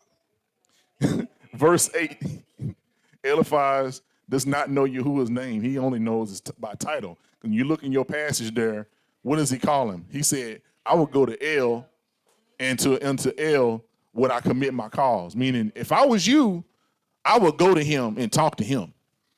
Because he the one that did this to you. Go ahead. That's an interesting point of fact because remember in chapters 1 and 2, we were trying to decide what do they believe and who do they worship. And what it seems thus far is that they're bringing that mix of the knowledge of Elohim. They're bringing that mix, but they're bringing it with those other pagan idols and things that they worship as well in their cultures where they come from. Yeah, that's what that is Job is their connection to that. All right, because we established that Job was a priest, right? Yes. Maybe a king. He was an important person. He knew about the Most High because he knew how to do sacrifices. Go ahead. I was just gonna bring out the part where I used to watch the History Channel a lot, and one of the things that they had found was they had found these little statuettes of this god named El. And they were trying to connect it with Yahuwah and saying that that was probably the God of the Hebrews or the God of the Which one? El. For El. Yeah, that's the God that the Canaanites worshipped was El. Uh-huh. And if you remember, who did Esau first marry? Canaanite. Yep. So go ahead. Go ahead. So that's even similar to this day, with us and Christianity. But when I saw that, is it the next screen? Yeah. When I saw that, I kind of went back, I questioned it. Job know his name, so I just went back in the passages and verse 1 and 21, he said, naked I came from my mother's womb, and naked I shall return there. Yahuwah has given, and Yahuwah has taken away. Blessed be the name of Yahuwah. So obviously, He said the name too. He knows the name. Names don't matter, they say. Say names don't matter. It wasn't against the law to say the name. See, there you go. So he said the name, especially when it mattered the most. But you should always know the name, know what the name means. You know what I'm saying? It's not just about going around and saying it's not a magic word. Yahuwah is not a magic word. It's not. But knowing who Yahuwah is and him knowing who you are, that's powerful. Because that's going to get you through some scenarios that this dude is going through. But this dude don't know him because he don't really worship him. It's kind of like insurance policy. Sign me up for that Elohim you dealing with. That Eloah, give me that. I want some of that. But I'm gonna keep this goal and stuff like that because I'm doing good with this. Go ahead. So what is the rebuttal for that? For what? About the name. You mean like when someone says the name doesn't matter? Yes. Well, we got plenty of examples. We can, but this is one of them right here. Yeah. If the person wants to talk out of Job, boom, it's right there. It's like he uses the name over here in 1 and 2, I think, and then these guys don't. And then if you have enough time to read through the whole story, you'll see whether or not what he's saying is true. But what I'm doing today is I'm diving into exactly what they're saying, and I'm disproving a lot of it. So that when you're here, because see, oftentimes we as people, period, we hear something good, sound good, must be good. Like here's one, manifest your success. What does that mean? Right? Is that the same as a scripture that says write the vision down, make it plain? Is that the same as manifesting? No. So I actually saw someone saying that what that means to the people that do that thing is they believe that it's already in you and you're speaking it out into existence. Right? Is that what Yahuwah says that we can do? Or is he has a whole name He's our Jireh or Yari, the provider. So he says, all of the earth is mine. So if you have anything you need, you come to who? Him. He is the manifestation of things to come or not to come. He's the one that wills it so or wills against it. But this dude is saying, he's saying the opposite. But the rebuttal to that is all over the place. Like, I'll give you some more examples like after we do this, but this is a good one today is to use this one. Yep. Brother. Sure. Oh. You know what's so funny that you bring that one up? When you read it in a wrong translation, you're literally, when you read it, you're putting his name in vain. Right? Like if you're using the name wrong, like I'll just use this, and I'm not saying this, so don't nobody try to take a sound bite and say Tony said that God is a bastard. But like if you replace the word bastard in the passage where it says thou shalt not take my name in vain, right? It says his name before that. So if you said the bastard said should not take the bastard's name in vain, did you not just take his name in vain? Because I replaced it with something that wasn't there. The name was put there. Use a name. Now, how you want to, because we went over this, how you want to pronounce it, people argue over that so much. Is it Yahuwah? Is it Yahuwah? Is it Jehovah? Is it Yahweh? Listen, I'm just going to put it to you like this. I'm wearing the tetragram today, and this W is not the most ancient sound for that letter. It's probably the oo sound. Now, that's my level of conviction where I am, so that's why I say Yahuwah. I don't say Jehovah, because guess what? That's a Y, not a J. Mm-hmm. Right? Now, if you want to argue about that, where does it take you? Are you going to have an Eliphaz and Job conversation with somebody? Go ahead, Doc. Go ahead. Oh, I was going to answer it too with scripture as well. With when it brings out in Proverbs 30:4. Proverbs 30:4? Yeah, it asks the question, who has gone up to the heaven and come down? Whose hands have gathered up the wind? Who has wrapped up the waters in a cloth? Mm-hmm. Who has established all the ends of the earth? And it asks, what is his name? Not title, but what is his name? Yes. And what is his son name? Surely you know. So it's giving that command out there, asking to search and find what is their name. So that's an answer that I would give to something.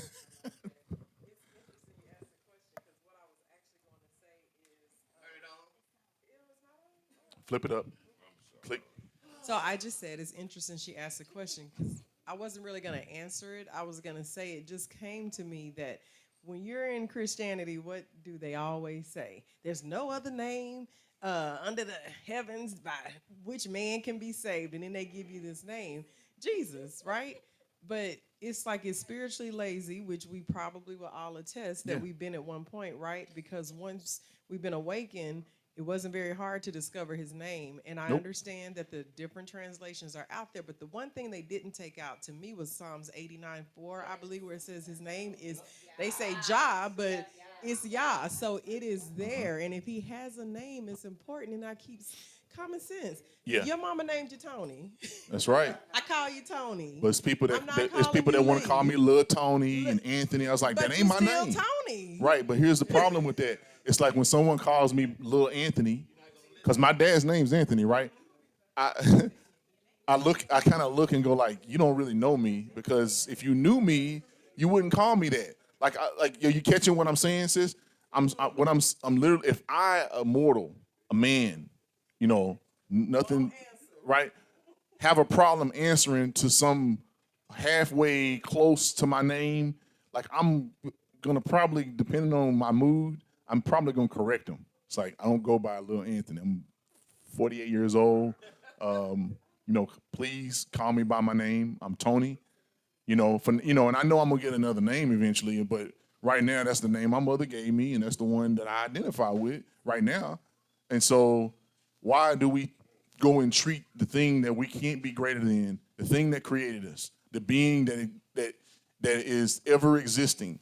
We can't at least try a little harder to get the name closer. I'm not saying Yahuwah is absolutely how you have to pronounce it, but I'm saying it's pretty close. It's probably closer than Lord or God You get what I'm saying? So can we just try a little harder? He It's Psalm 68:4. I wanted to make sure I gave the right scripture reference. okay. Psalm 60. Go ahead. 68 and 4. Okay. Go ahead, Yako. Yeah, I was just gonna say real quick, back on the name, that of course, when you read in the we just do a quick Google search on the meanings of when it comes to names or titles, it says that names do not translate, but they transliterate. So even when you go to other countries and someone's name is LeBron, right? When you go to that other country, it's gonna have a lot of other words like saying this, but when it goes to the name, it's gonna have that name. But what the Heathens has done, they didn't translated the word to make it into something different, Else. into Yeah. something else. It's good you said that because it's like Right. if you said go to France if you're LeBron, it's like le is like the in French. So whatever Bron might mean in French, he might be he might be walking in there calling himself the tile or something. I don't I don't know, but I just was about to add on. I don't know what Bron means, but go ahead. I'm glad that your coach said that because I was about to say that right before he said that. But a lot of times people don't realize whatever your name is, when you go to a country, it's going to be the same thing. It's not going to change. This is true. They might struggle with pronouncing it, right? It's the pronunciation that people may struggle Right. with, but it's the same thing always. So. Who's up I'm next? sorry, it was just really funny. It's a funny story. Y'all remember the Pinto, the car? Sadie, what does Pinto mean in Spanish? Okay, it means something because I think because I've always been in sales and marketing, and it was a sales class. The Pinto did not sell well in like Mexico because it had a bad connotation, and the Americans didn't do enough research on it to realize the meaning of the word. So it did not sell well in Mexico. So just a little tidbit to again let you know that there is something really important in the name. Yep, this is true. This is true. That's why I put that in there. I was like saying, when I said that names matter, they have meaning. Go ahead. I know long years ago, it was like 15 years back, I had gotten a strong Hebrew Bible, and Yah gave me the scripture that she just brought up, and it had Yah in there. It didn't have Jah, it had Yah in that Bible. Can't hear you. Can't hear you talking to the mic. You can just pick it up off the stand. You don't have. I was saying my mom had an old Bible and I remember it, but that Bible has long since fell apart. I don't even have it anymore. I don't think I think she ended up throwing it out because she had that thing highlighted and marked all the way through. But I remember reading it as a teenager. And in Exodus, it actually had the tetragram in there, and it did. I remember it, and I remember her saying, "You can't even pronounce this." When she would read it, like, this is not the name. God is not His name. I can't even pronounce this, is what she said, because it had the tetragram in it. So I do remember that. I have it. I have something. I can share the meaning of Pinto.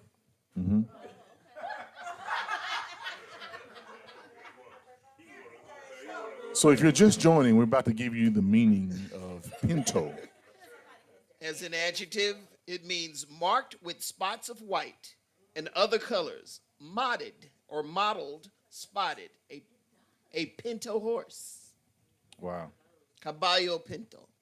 So not a very regal horse. So online we have Sister Lisa. You want to unmute and go ahead? You had your hand raised. I did.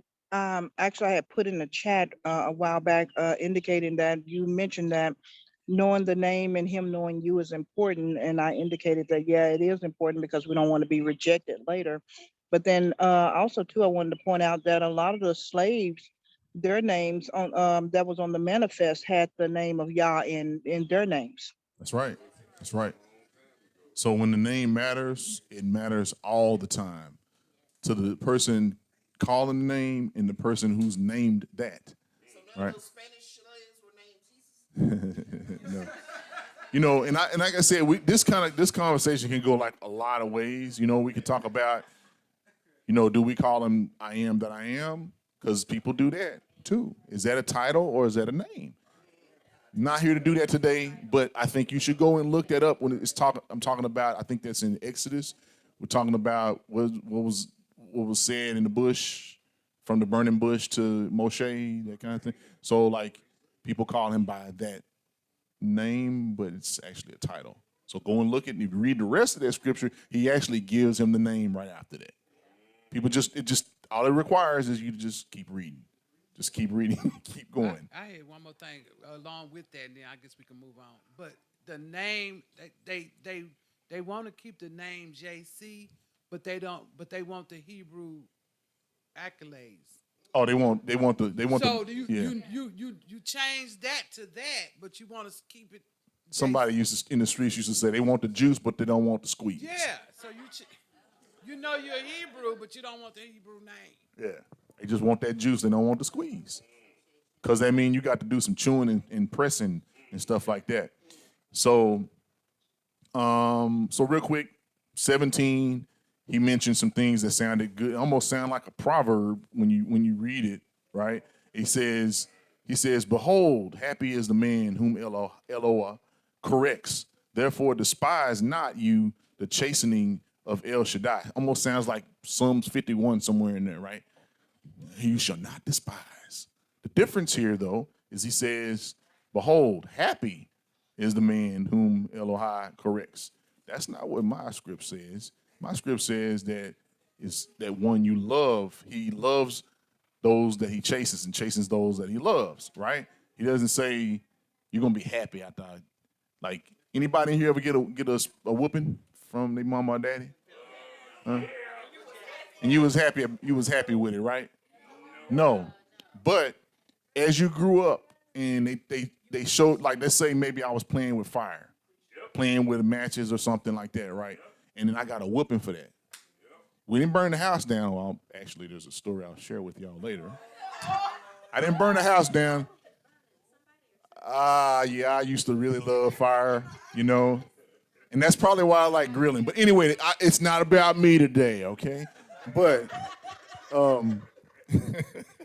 what I'm saying is you get that whooping, and then like afterwards, like now as a grown man, or even like not just today, but like it was earlier in life when I was like, man, I'm glad I used to get my butt tore up about that, because I could have become a pyromaniac.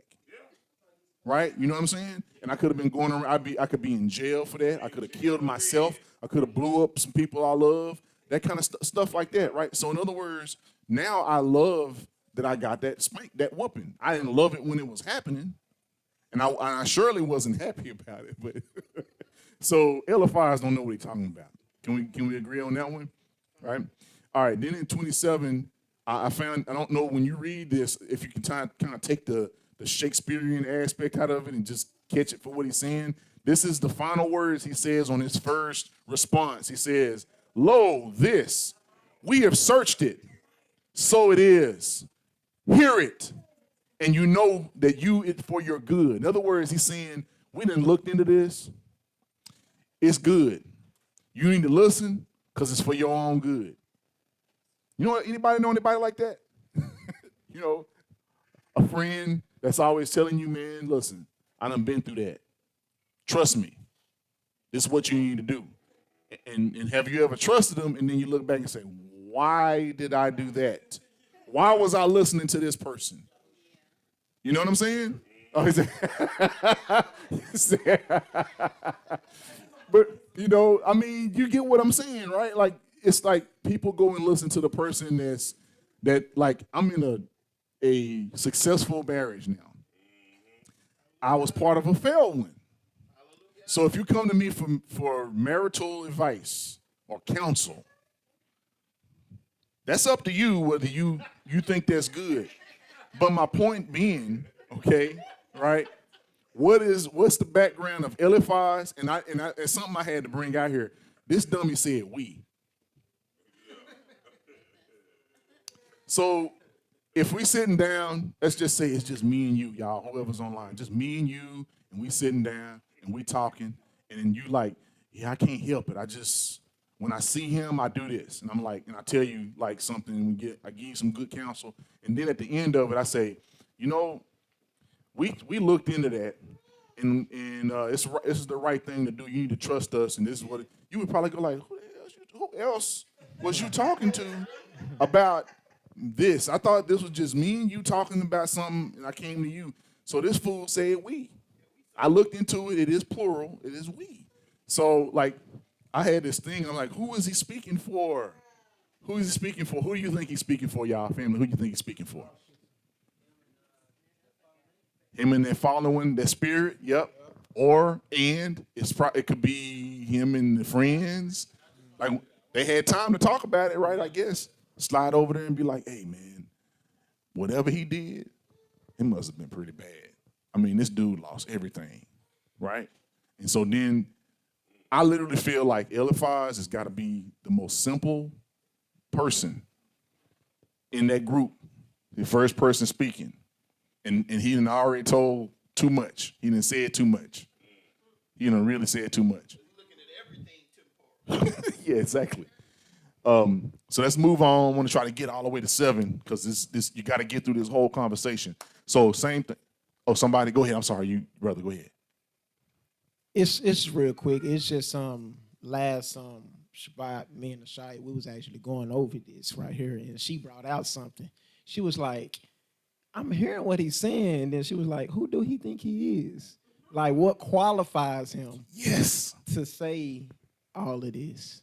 Yes. And then now with you breaking it down, it makes so much sense now of why. He was just talking. Exactly. What's his name? Self-glory. You're right. Yes. God is fine gold. I am here, Job, to tell you what you have done wrong.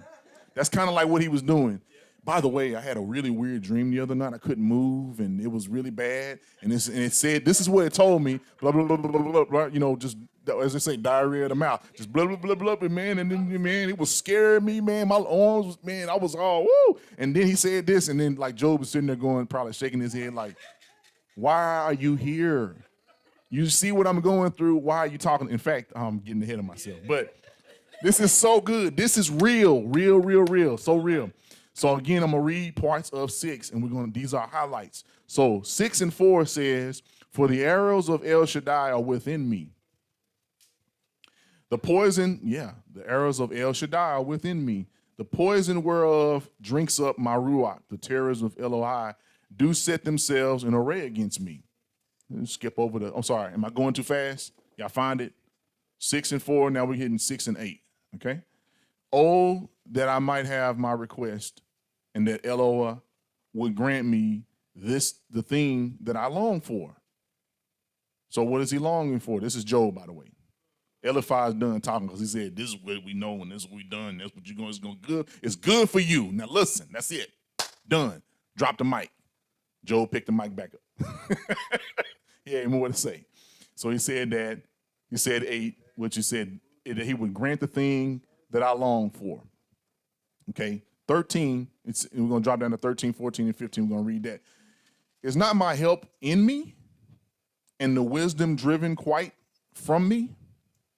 To him that is afflicted, pity should be showed from his friend. But he forsakes the fear of the El Shaddai." So Ema right there, see what I'm saying? "My brethren have dealt deceitfully as a brook, and as the streams of brooks, they pass away." I learned a new word today on this because I found a translation where it used the word wadis. It says there are wadis. A wadis is a brook that dries up. No, it dries up and it goes and comes, meaning you can't rely on it as a source of water because it might be there sometimes and sometimes it might not be. That's what they say is a deceitful brook. So my brethren have dealt deceitfully as a wadis, and as the stream of wadis, they pass away, meaning they're unreliable. So listen, so if you think Job cool with him, he kind of just stepped on his Jordans, right? He's like, yeah, you okay, right? The scripture also says, has the wisdom of those 3 places that they came from Yes. dried up. Yes, it's see. Listen, So he know, he's like, man, look, you ain't in this area. You ain't right. You ain't really from here. You know, this is us. You from over there in Timonite. You from, what was it? Anyway, I ain't gonna get in there. But those three places that they from, like he said, and they living good, but they don't know why. They think they do, but they don't know why. Eliphaz thinks he knows, so he breaking them down. He's like, man, you ain't even reliable. Like seriously, you know. And he called them his brethren. That's interesting. Then we're gonna hit 24. Teach me, and I will hold my tongue, and cause me to understand wherein I have erred. So even though he mad at him, he ready to be reproved. When we talked about, my ox said, see Yasharal, Yaakov, see yourself. Would you be able to say this in your, I think we can kind of progress this past, it's calling it a conversation. It's turning into an argument, isn't it? So when you argue with people online, at work, in the assembly, maybe not, right? Or whatever, other assemblies, whatever, right? You're arguing with them. Are you willing to say, teach me, and I will hold my tongue and cause me to understand wherein I've erred? Show me what I did wrong. Many times, Mark over here, he said that very thing. Hey, man, don't go over here and talk amongst the three of you and tell me what I've been doing wrong. Come back and show me, teach me, show me the way that I have erred. That sounds like a really prideful man, doesn't it? Insert sarcasm. So let's talk about verse 4. Job is describing judgment and sentencing. Would you agree with me on that? Let's read it again. For the arrows of El Shaddai are within me, the poison whereof drinks up my ruach. The terrors of Eloi do set themselves in array against me. Kind of referring to Psalms 91 a little bit there, right? Wouldn't you say? Was he said, I won't be afraid by the what? Arrows and the terrors by night. Ooh, kind of make you wonder like when this really was. That's really specific. We just talked about a terror by night, but it wasn't for Job. Job got hit in daytime. It just hit, blah, blah. You got everything, right? Boom, all of that. But Psalms 91, that's we could probably almost like quote that without reading it because we say it, sing it, read it so often. If we hop to verse 8 and verse 9, I want somebody to, maybe I should hit it. Jonah 4 and 3. You to kind of hit Jonah. This was a book that we don't hardly really get into very much. Somebody let me know when you get to Jonah verse 4 and 3. Yeah. You got it? Sis, you got it? Oh, you got it? Oh, he got it. Okay. Jonah or Jonah. Book of Jonah. Yes. Chapter 4, verse 3, Mr. Kai.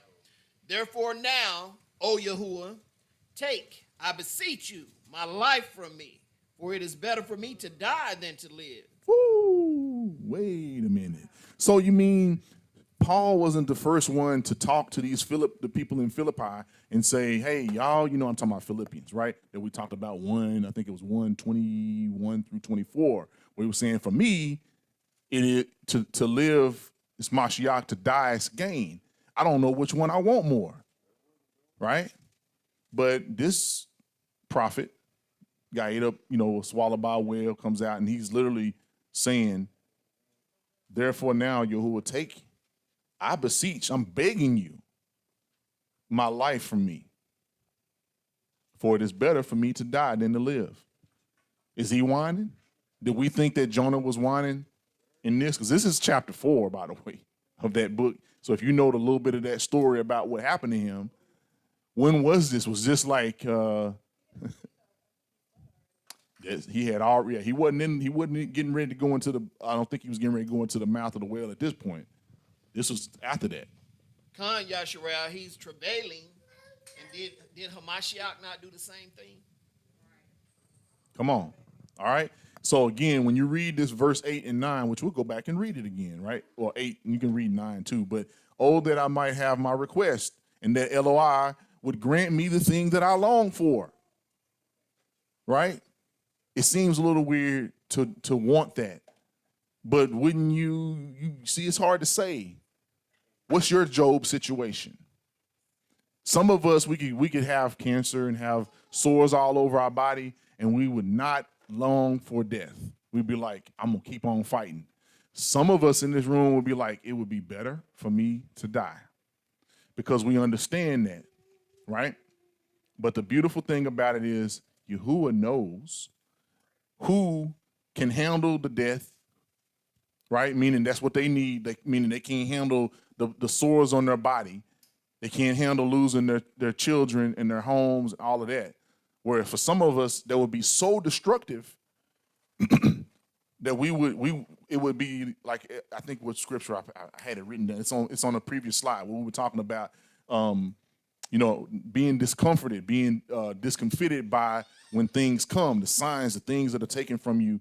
Are you gonna be like a heathen and be like, oh gosh, I gotta, somebody gotta fix this. I need to be healed right now, right in this moment. So some people have to have that. It's like if someone says you got cancer today, what's your reaction today? Are you, oh no, I'm gonna die. This is it. And I'm making fun, but I'm being serious too. I don't know what your Job situation is. I don't know what mine is. I've been through a lot, right? Most of us in this room have been. We've stood and asked for prayer. We've been prayed for, and sometimes not seen that healing come. So when he was asking him, he says, he says, which one of these set aparts that you gonna go to for help? You know why he said that? Because Job was that person to them. When they had problems, they would come to Job. And Job said, I can give a sacrifice unto the Most High on behalf of you, but you're gonna have to do some things to make your life right. It's like, okay, cool, whatever, just do it, right?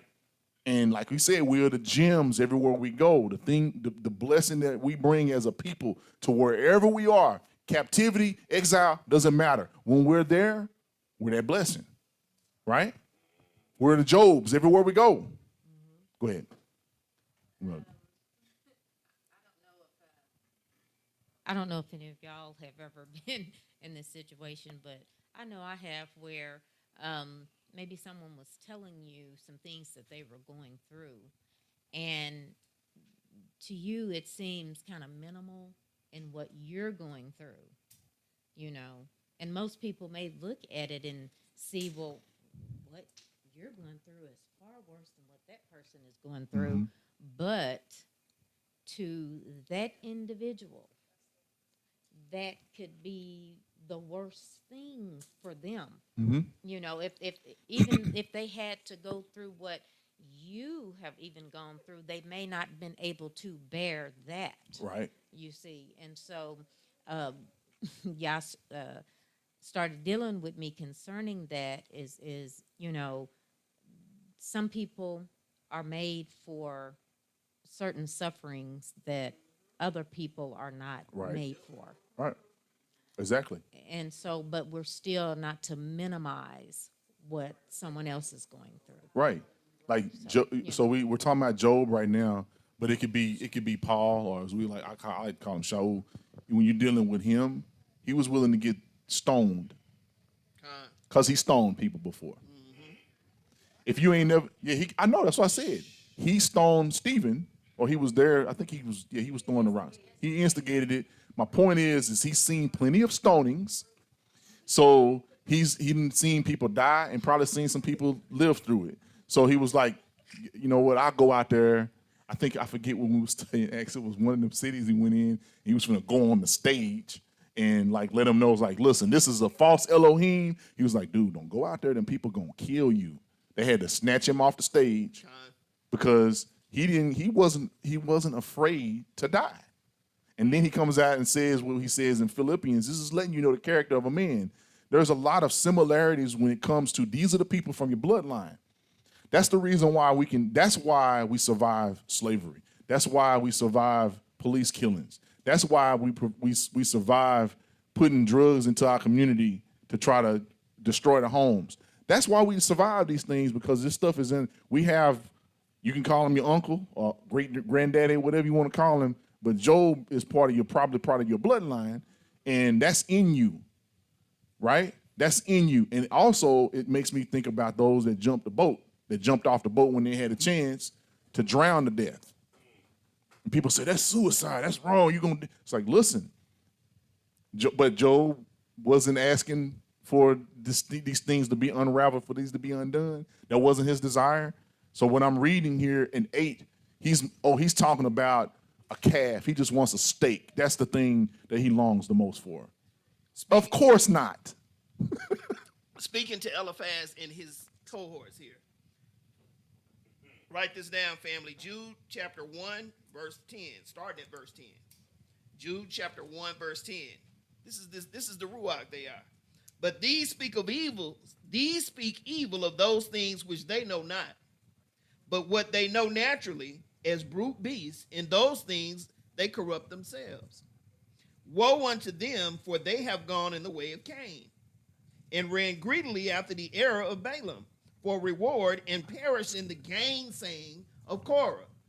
So they're in that same spirit. Same one. These are spots. These are pento, y'all.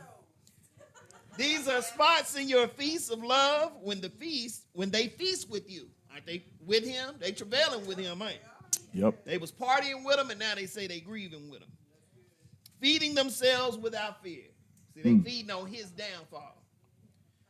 Clouds they are without water. They dried up. They're clouds without water.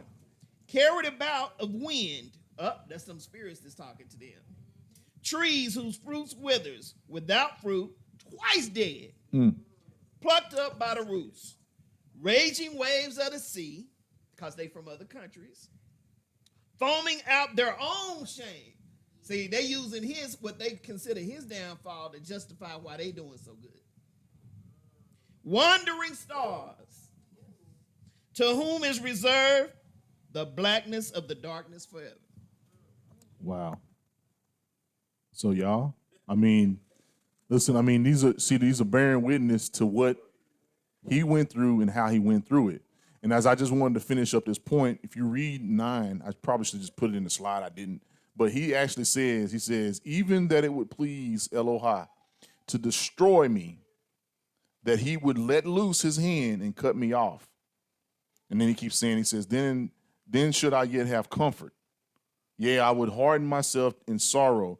Let him not spare, for I have not concealed the words of the Holy One. So if you thought I was saying he was desiring death, first he was desiring to undo his beginnings, and then now he's just like, listen, it's better for me to die. Kind of, as you say, Jonah saying what he said and what this, so you raising your hand? I'm sorry. No, you just stretching. Or do you have something? Okay, go ahead.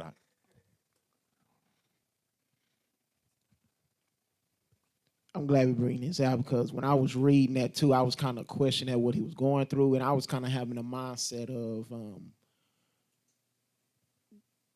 in a sense of when someone, I guess, is being tortured. Yep. And then someone is doing something to them, they're like, okay, just let me die. You know what I'm saying? Instead of keep going through this torture. So. Yeah. Yeah. When you said that, I thought about how funerals used to go for our folks. When somebody ain't seen them in a while, they the ones acting the most fool at the funeral.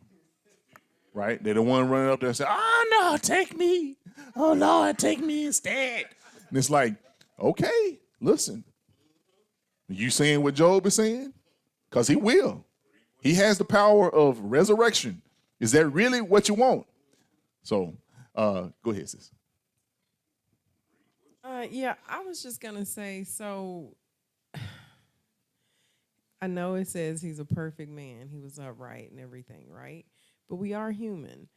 And all of us can probably attest. I think I've been through some things. Now, on this side, looking back, I go, well, it really wasn't as bad as I thought it was at the time. Granted, I haven't received a cancer diagnosis or anything like that. But initially, sometimes you are sort of, it's hurting. You're having that pity party. But I think what happens is if Yah is really dealing with you, that state of humility, the perfection is continually humbling yourself, right? You go to him, you take those things to prayer, like we say, we leave them on the altar. It's there where you draw your strength. And then it's like you get up and you dust yourself off and you're like, okay, I can do this. You know what I'm saying? And I think towards the end, that's really, Job kind of comes full circle when we get to the end of this thing. And so it's not so much what you're going through, is how you're reacting to it, which I think you already said, but then we always have to remember that other people are watching us too.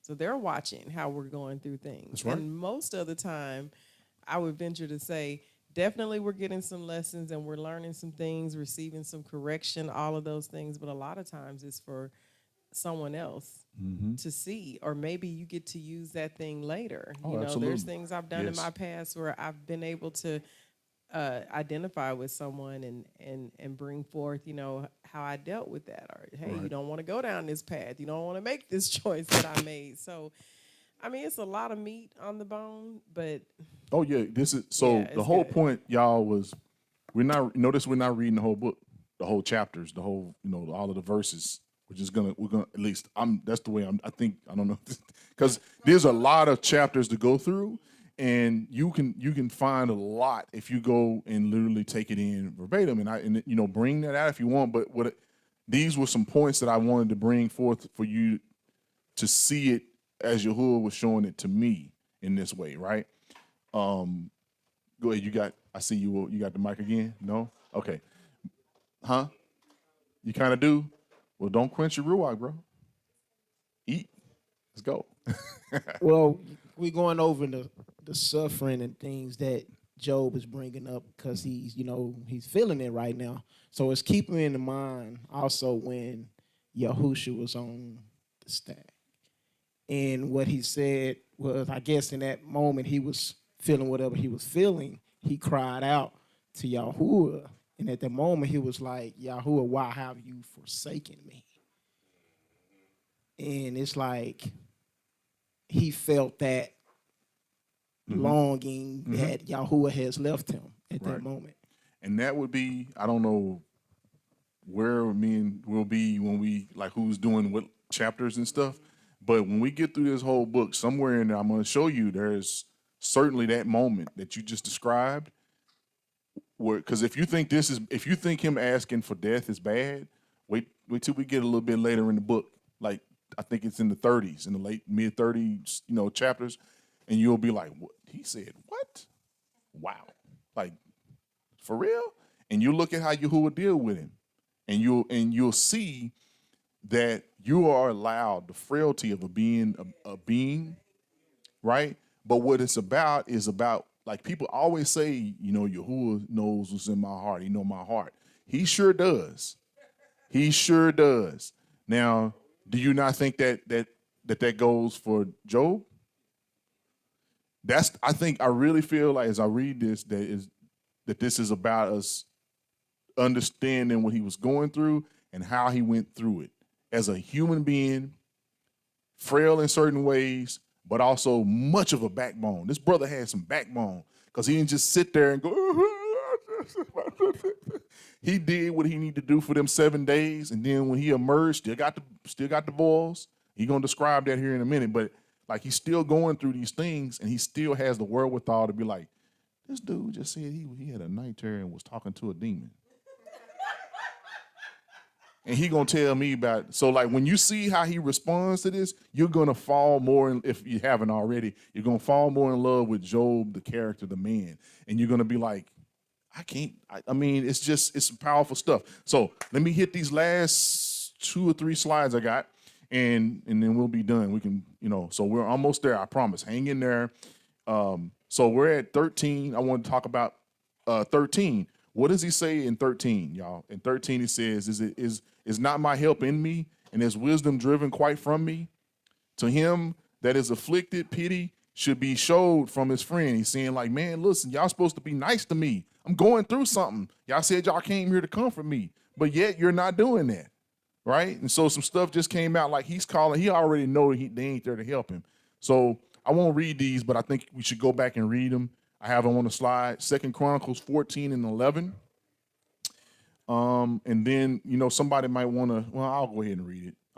I'm actually going to read I'm gonna read the Hebrews 2:16. All right, but I do recommend you go and check out 2 Chronicles 14:11. It's an example of what happens when you cry out to the Most High with your heart, your whole heart, and not just saying the name just to like it's a genie in a bottle or something. So Hebrews 2:6 starting at 16. You're gonna read to 18 or to the end. 16 to the end. For indeed he took not on him the nature of angels, but he took on the seed of Abraham. Wherefore, in all things it behooved him to be made like unto his brethren, that he might be merciful and faithful, high priest in all things pertaining to Elohim, to make reconciliation for the sins of the people. For in that he himself has suffered, being tempted, he is able to help them that are tempted. So when you read that part and think about what it's literally saying there, right? That you're moved to be made like unto your brethren. Who in this passage was doing that and who wasn't? Who had the opportunity? It's kind of obvious. The friends were the brethren that had the opportunity to do the comforting, to be faithful unto their friend. They didn't do that, right? Yeah, I'll pass on some of these because I want to kind of get through. But basically, in 14 and 15, where he's going at them about not being there for him, you can hit Zechariah 7:9 through 12. It's a good little passage to talk about how your kinsmen are, how you're supposed to treat your kinsmen. These themes are not new. You'll find them everywhere. Yahusha even says that. Talks about like if you do this to the least of them, you've done it to me. Meaning, if you'll do it to who's the least? Would you consider Job to be the least of them in this group of four that's sitting out with their clothes all torn up? In terms of stature right now, absolutely he is. He doesn't have everything they have. So he's the least of them. And in this, you would say, have they done anything good to him where he could say, you did this to me, you did it to Yahusha? No. So they don't pass that test for me. So that means to me, they're not a friend, right? Then you hit 24 and was like getting into that whole thing where he was saying, show me where I've gone wrong. Teach me and show me how I've erred. Well, you got all these passages about being humble. Like Job is a humble man. The humble, they get protection and mercy and instruction and many other things when you humble. So I just 2 Chronicles 7:14. Y'all should know that one by heart, right? If my people who call by my name would do what? Humble themselves. Then you get that. You get all that afterwards, right? You get all that afterwards after you humble yourself. 2 Chronicles 12:6 through 8. Psalms 25:9, Matthew 23:12. These are ones that talk about what you get when you're humble, when you humble yourself, right? Not when someone got to come and do that for you. So he humbled himself. He said, well, you said a lot. If I done something wrong, show me how I did it wrong. Teach me, and I will take that correction. All right, last chapter. Going to hit the highlights, kind of talk about some of them, and we're essentially done at that point. But I want to bring some things home and see if you're getting this. This is the end of the first dialogue. This is Job talking back to Eliphaz. This is the rest of it. So chapter 7, we're going to read 1 and 2. It says, is there not an appointed time to man upon earth? Are not his days also like the days of a hireling? Y'all know what a hireling is, right? As a servant earnestly desires the shadow or the shade, and as a hireling looks for the reward of his work. We're going to skip down to 11. Therefore, I will not refrain my mouth. I will speak in the anguish of my ruach. I will complain in the bitterness of my soul. He wrong for that, right? Right? Well, he's not Yahusha, where it says he never said a mumbling word. He never complained. Even though you just brought out where he said, why have you forsaken me? That always bugged me because I was like, is that not complaining a little bit? Like he's up there, he never said, he just said that he said that. That's a mumbling word. It sounds like a mumbling word to me. But again, our brother Job is letting you know, he's like, listen, he laying it out. He says, Listen, I'm not going to close my mouth. I'm going to speak about the anguish of my spirit, my ruach. I'm not going to not complain in the bitterness of my soul. I'm bitter and I'm hurt and I'm going to speak about it. And you can't shut me up. That's what he's saying there. 13 and 14 say, when I say my bed shall comfort me, my couch shall ease my complaint, then you scare me with dreams and death rather than my life? Y'all, Job is getting at him. He ain't down for the count. See, yeah, we're going to come back to that. This is powerful. I'm telling you, he was paying attention to his situation. Then 19, 20, and 21 say, how long will you not depart from me, nor let me alone while I swallow down my spit? Right? I have sinned. What shall I do unto you, O preserver of men? Your version might say something different and bring that out. Why have you set me as a mark against you, so that I am a burden to myself? And why do you not pardon my transgression and take away my iniquity? For now shall I sleep in the dust, and you shall seek me in the morning, but I shall not be. Y'all, let me tell you something. When he said this, she heard me. I was like, woo! Because I was like, no, Job is, he might have lost some blood. He might have, worms all in him. He all busted up. He ain't got nothing. But that man's soul is strong, boy. He is not gone. Listen, what you got to say in the mic? Come on. And I got the next slide up, so. Well, I'm Go ahead. looking, you didn't go through the lesson with Go me ahead. like you normally do. So Go ahead. I have no idea what you got. So That's not true. man, no, you didn't. You weren't done yet. I showed you this. But go ahead. I don't remember. But anyways. Bring it up. Go ahead. Teach it, baby. Come on. Man, right here, in 21, Mm-hmm. he pretty much said, I done been the priest for y'all. Why y'all ain't being the priest for me right now? If I done sinned, come on and show me. Go ahead and make the sacrifice for me. Go to the Most High. Stand in the gap. I done stood in the gap for y'all. Why y'all ain't standing in the gap for me if I have sinned? Right. Well, man, let me get okay. So she jumped ahead. But okay, can y'all let me get through the other ones real fast? All right, let me get through it right fast. All right, okay. So verse 1, he's saying there's an appointed time, a boed for every man's life, right? Do I have to read all of Ecclesiastes 3 really, for real? Hey, Ecclesiastes 3, there's a time and place under the sun for all things. Time to do this, time to do that, blah, blah, blah. Okay, so boom, let's keep moving. Y'all good with that? Nobody's lost on that part, right? Okay, good. So again, I'm now see when I'm talking about Job, I'm proving it with scripture. So it's like Job knew Shlomo or something writing this. It's like, oh, hey, yeah, there is a time for everything. Or did Shlomo know him? I don't know, but somehow this stuff lines up. It's not like somehow, it's not a coincidence. No, it's the Ruach. It's the same Ruach that was there in the beginning and will be there in the end. The Aleph and the Tav, the first and the last. So, Job 11, okay, he said he ain't holding his peace. You can go check out these. Like I said, I'm kind of speeding through because I want to get to this last part. But you got John 4, 22 through 24. I think somebody might have actually during the word study. No, I guess not. So John, not first or second, John 4, 22 through 24. Then you have Psalms 51 and 17, right? Y'all know what 51, we love reading 51, right? The 17, I think that's the part where it says that the broken bones rejoice, right?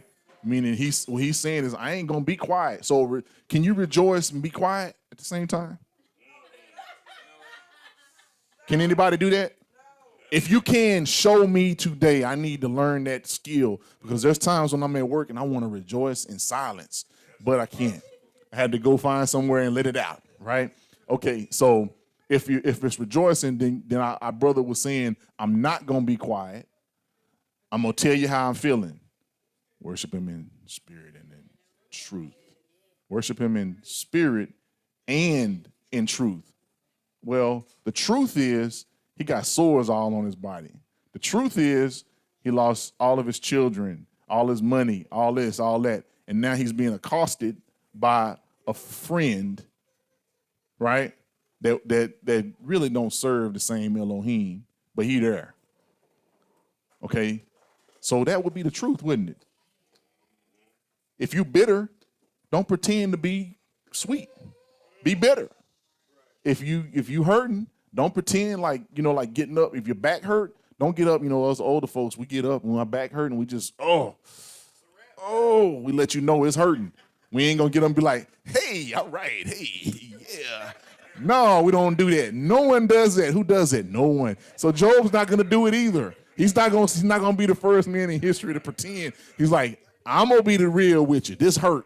I'm scraping things out my skin. I think I hit a bone. Oh my God, this is terrible. I'm gonna let you know this is bad. You don't want to be where I'm being, right? He gonna go on and tell you. That's what a testimony is. We overcome by the word of our testimony, right? So you can't overcome by just sitting there going. And then I'm gonna pretend like there's bubbles come out here. Oh, yo, it's so good. But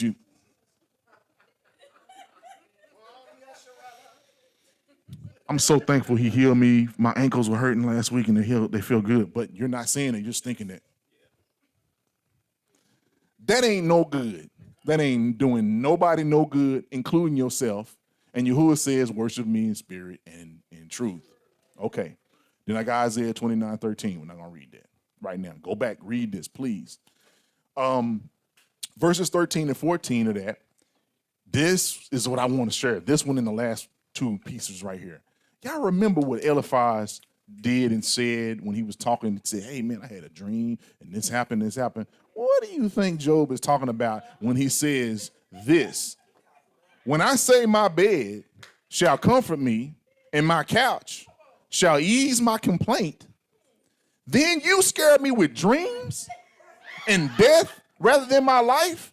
Bro, he being so real with this dude. He's like, you were supposed to be here comforting me, and what you did is you start telling me about scary dreams that you having, and then you telling me about how the death is coming and all that. It's like, bro, like, how is you supposed to be helping me? It's like me you coming to me and saying, man, I got a bad diagnosis. They said I might have colon cancer. And I'm going like, okay, that might be happening because of how you eating. But we're going to pray for you, brother. And then right after, I had a dream. Man, I was laying in the bed. And boy, let me tell you, I woke up in a cold sweat. I thought I had cockroaches all over me, man. And I was like doing this, and man, I couldn't. And then I woke up slapping myself, and da-da-da-da-da-da. And then the thing told me, it said, you know what? You're going to get, your insides going to get eaten out by this. And you like, bro, what does this got to do with me and my possible colon cancer? That's what he's telling them. He's like, you ain't even on target. This is not how you comfort somebody. It could be worse. You could have, like when people do that, that's not comforting a person. It's telling them that it could be worse. That's not a way you comfort someone. You don't say, well, you just got colon cancer. Be glad you ain't got heart cancer. Be glad you ain't got brain cancer. At least you don't have that. Come on, man. That's not how you comfort your brother. And so your brother here let him know that. He was like, it was like he was holding that one in his back pocket. I'm got some more things to say before because I see y'all over there want to talk to me too. But I got to deal with Eliphaz right fast and let him know what's up. So, man, you don't be doing that no more. Don't tell me about your bad dreams. I don't care about that, right? Don't be telling me about death rather than life. I love Job because he was not holding back. He was down, but he wasn't down for the count. You know what I'm saying? Love that about that brother, right? And then his last part. So you just shared with everybody. She said she was telling that to Eliphaz. That what you want to say it again right fast? That she was telling that Job was telling Eliphaz, asking him, "Like, can you pardon my transgressions? Can you heal my iniquities?" Right? Do we read? Hold on, let's read it again because I don't think y'all catching what I'm saying. He says, "How long will you not depart from me?" In other words, how long you gonna be in my face? He said, "Man, you won't even let me alone to swallow my spit. I don't even get a chance." Hold on, let me get some water. But y'all, you know, the person coming at you while you trying to drink, you know you done ran into somebody like that. They won't even leave you alone. They just keep, it's like they just unloading on you with everything. And it's like, I'm the one going through something, not you. But anyway, all right, so he says that. And then he says, I have sinned. What shall I do to you? What have I done to you? But this is how you know he's not just talking to Eliphaz. He calls him a what? I'm at 20, so y'all, I know y'all keeping 7 and 20. Yes, what it say, brother? O watcher of men. What's a watcher? Men we can be kind of watchers. We can be a watchman, but it don't say watchman. It says watcher of men. What is that? Who is that? Okay, so he's talking. See, he's talking. Listen, y'all got to learn this skill. You got to learn how to talk through somebody to that ruach that's unclean and dirty. Until you learn how to do this is a master skill. My brother is a samurai of cutting. And he went right, he was talking to Eliphaz, but at the same time, he was talking to that Ruach that was talking to Eliphaz, and Eliphaz messed up and told him that that's what was going on. He know behind or inside, however you want to view it, that somebody stroking Eliphaz's shoulders and saying, just tell him, who is that? Who is that person? I want to know. You know who that person is, right? Don't you know who that person? Listen, so he keep calling him out. He says, why have you set me as a mark against you? So he's asking them, he's like, why you pick me? So that I'm a burden to myself. Why you pick me? That's what Job asking. But can Eliphaz actually answer this? Was Eliphaz the one that made him a mark? No. Okay, thankfully we have 1 and 2 to say how that happened. So it's not like a shock to us. But remember, Job is just going through it. It ain't like a messenger came and said, so everything that's happening is happening to you because 1, 2, like listing it out to him. No, he's just going through it. He's just going through it. And all he got is some people rolling up on him. But then when Eliphaz said what he said, and he let him know a spirit was talking to him, and it was a scary spirit, probably an unclean spirit, that was when Job probably perked up and went like, oh, so this might not be Yahuwah like that. This might be something else that's going on here. Because I know I ain't do nothing wrong. I was giving sacrifices every day to cover my children and my wife and all this. I was doing what I normally do, and it got me here. But like I don't understand what's going on. But when he said that, he was like, aha. Okay, so there's an accuser in the room, right? So then he says in 21, it says, and why do you not pardon my transgression? Can anybody in here pardon my transgression? Anybody in here? Raise your hand if you can. Anybody? Who pardons transgression? What's transgression? Come on, y'all. Lawlessness, which is right. Okay, so not keeping the law. So if she's feed us some pork chops, and it tells us in Leviticus that we're not to touch or it's just a secret. Okay, all right, you better stop that. But you get what I'm saying, right? So that's a transgression. But let's go with one more real one. Like, oh man, I was looking at his wife. Oh my goodness, whoop! Right? That's lust. Ain't there something in there that says you ain't supposed to be doing that? Ain't that like one of them 10 commandments somewhere in there? I think something about coveting another neighbor's wife too. It's real specific about that, right? It's like you can cover the donkeys and his crops and stuff, but don't cover another man's wife. See what I'm getting at? Ask Dawid how that went. None of his stuff, but I'm saying, yeah, right. So, okay, I just wanted to see if y'all was catching on. All right, but my point is what that you can't pardon someone's transgression. Be careful. Okay, so listen, don't do what? Think that you can pardon someone else's sin because you can't. When he says confess your sins to one another, that's coming out of your mouth, and you're saying, hey, brother, I looked at your wife. She had on a dress. She was looking good. I just want to get that out and say, I'm not going to do that no more. I'm going to turn from that. And you, as a brother, going to say, I'm going to talk to my wife and tell her not to wear that dress in front of you no more. I'm just being kind of funny. But you get what I'm saying, right? You got to turn from that. It starts with confession that leads to repentance. You got to do that. So he's talking to the accuser. Can Hasatan do that? Can he do something about your transgressions? He can just make it worse. Thank you. He said, I like how you said that. All he can do is make it worse. Then he says, can you take away my iniquity? Now, y'all know what iniquity is, right? Because transgression and iniquity, they related to one another, but one's worse than the other. Iniquity is when you continue to do it on purpose, rebelliously. Like I say, hey, okay, let me use, since I'm using that. Man, I was looking at your wife, man. You know, my bad. I won't do that no more. And as soon as you turn around, I'm like, hey. Woo! One more time, right? Now that's iniquity. Because now every time you see her, that's what you're doing. Every time you see that, you're doing it. Every time you see it, you're doing it. That's iniquity. In fact, someone, I remember, put it this way to me. A tree growing crooked is iniquity. Try to straighten a tree that's out there for 10, 15, 20 years. Try to straighten that tree up. That's what iniquity is. When you've been lawless for so long, it's iniquity. It's now the way you're growing. It's the way you're built, right? Does anybody want to tell me, is there a way out of this? Because we have iniquity. Let's not pretend like we don't. Okay? Because if you got sin, then you got iniquity too. Who can blot that out? Who can cleanse that? So he can straighten you up and clean you and send you on your way and present you before the Most High, who's in this story, by the way, right? And present you without spot or blemish.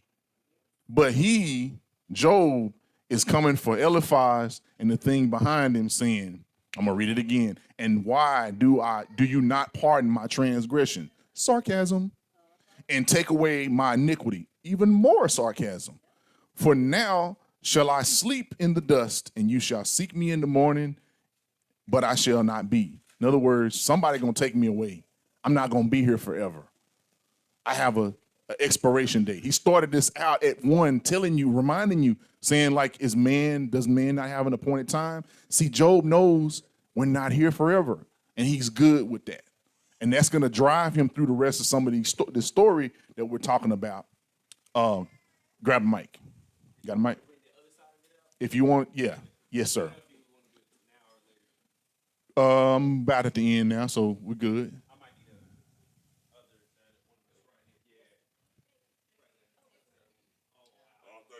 Put up this. You want to sing, Ak? There's some background. Benny want to sing, y'all. I got you, Ak. I got a special slide just for Benny singing. All right, we got you. Go ahead. What you got, son? Okay. What'd you get out of this? So I was reading Iyov throughout the week, reading ahead, trying to get some understanding before Shabbat. And I'm going to kind of go quickly back over 20 and 21 because mine says a little different. It says, have I sinned? What have I done to you, O watcher of men? Why have you set me as your target, and that I am a burden to you? Why do you not pardon my transgressions and take away my crookedness? For now I lie down in the dust, and you shall seek me, but I am not. So the other side of that is like, if it was Yahuwah he was actually speaking to, you have to remember to ask these questions in the walk, because Yahuwah could be allowing Hasatan or the devil to mess with you and test your loyalty and faith.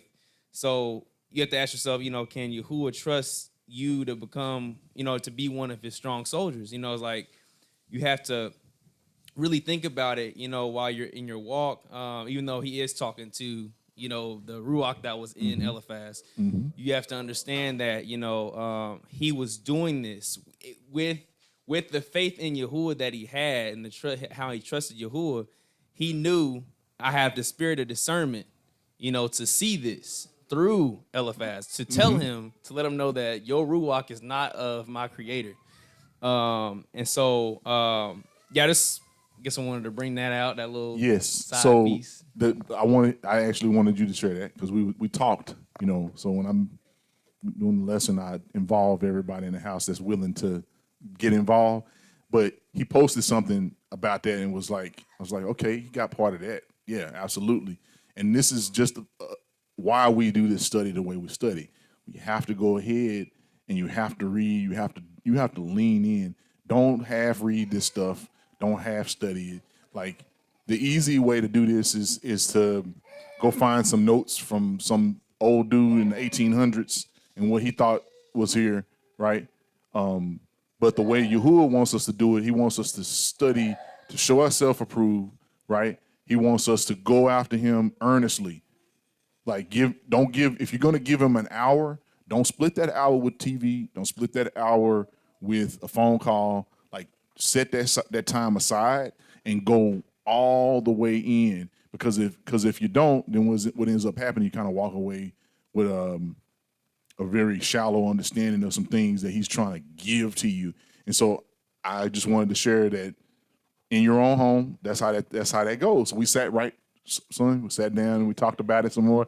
And I shared with him, I knew you was probably having a hard time not sharing the stuff I shared early, right? But it's not secret stuff. It's not like I pulled some magic trick in front of you today and showed you some stuff that wasn't there.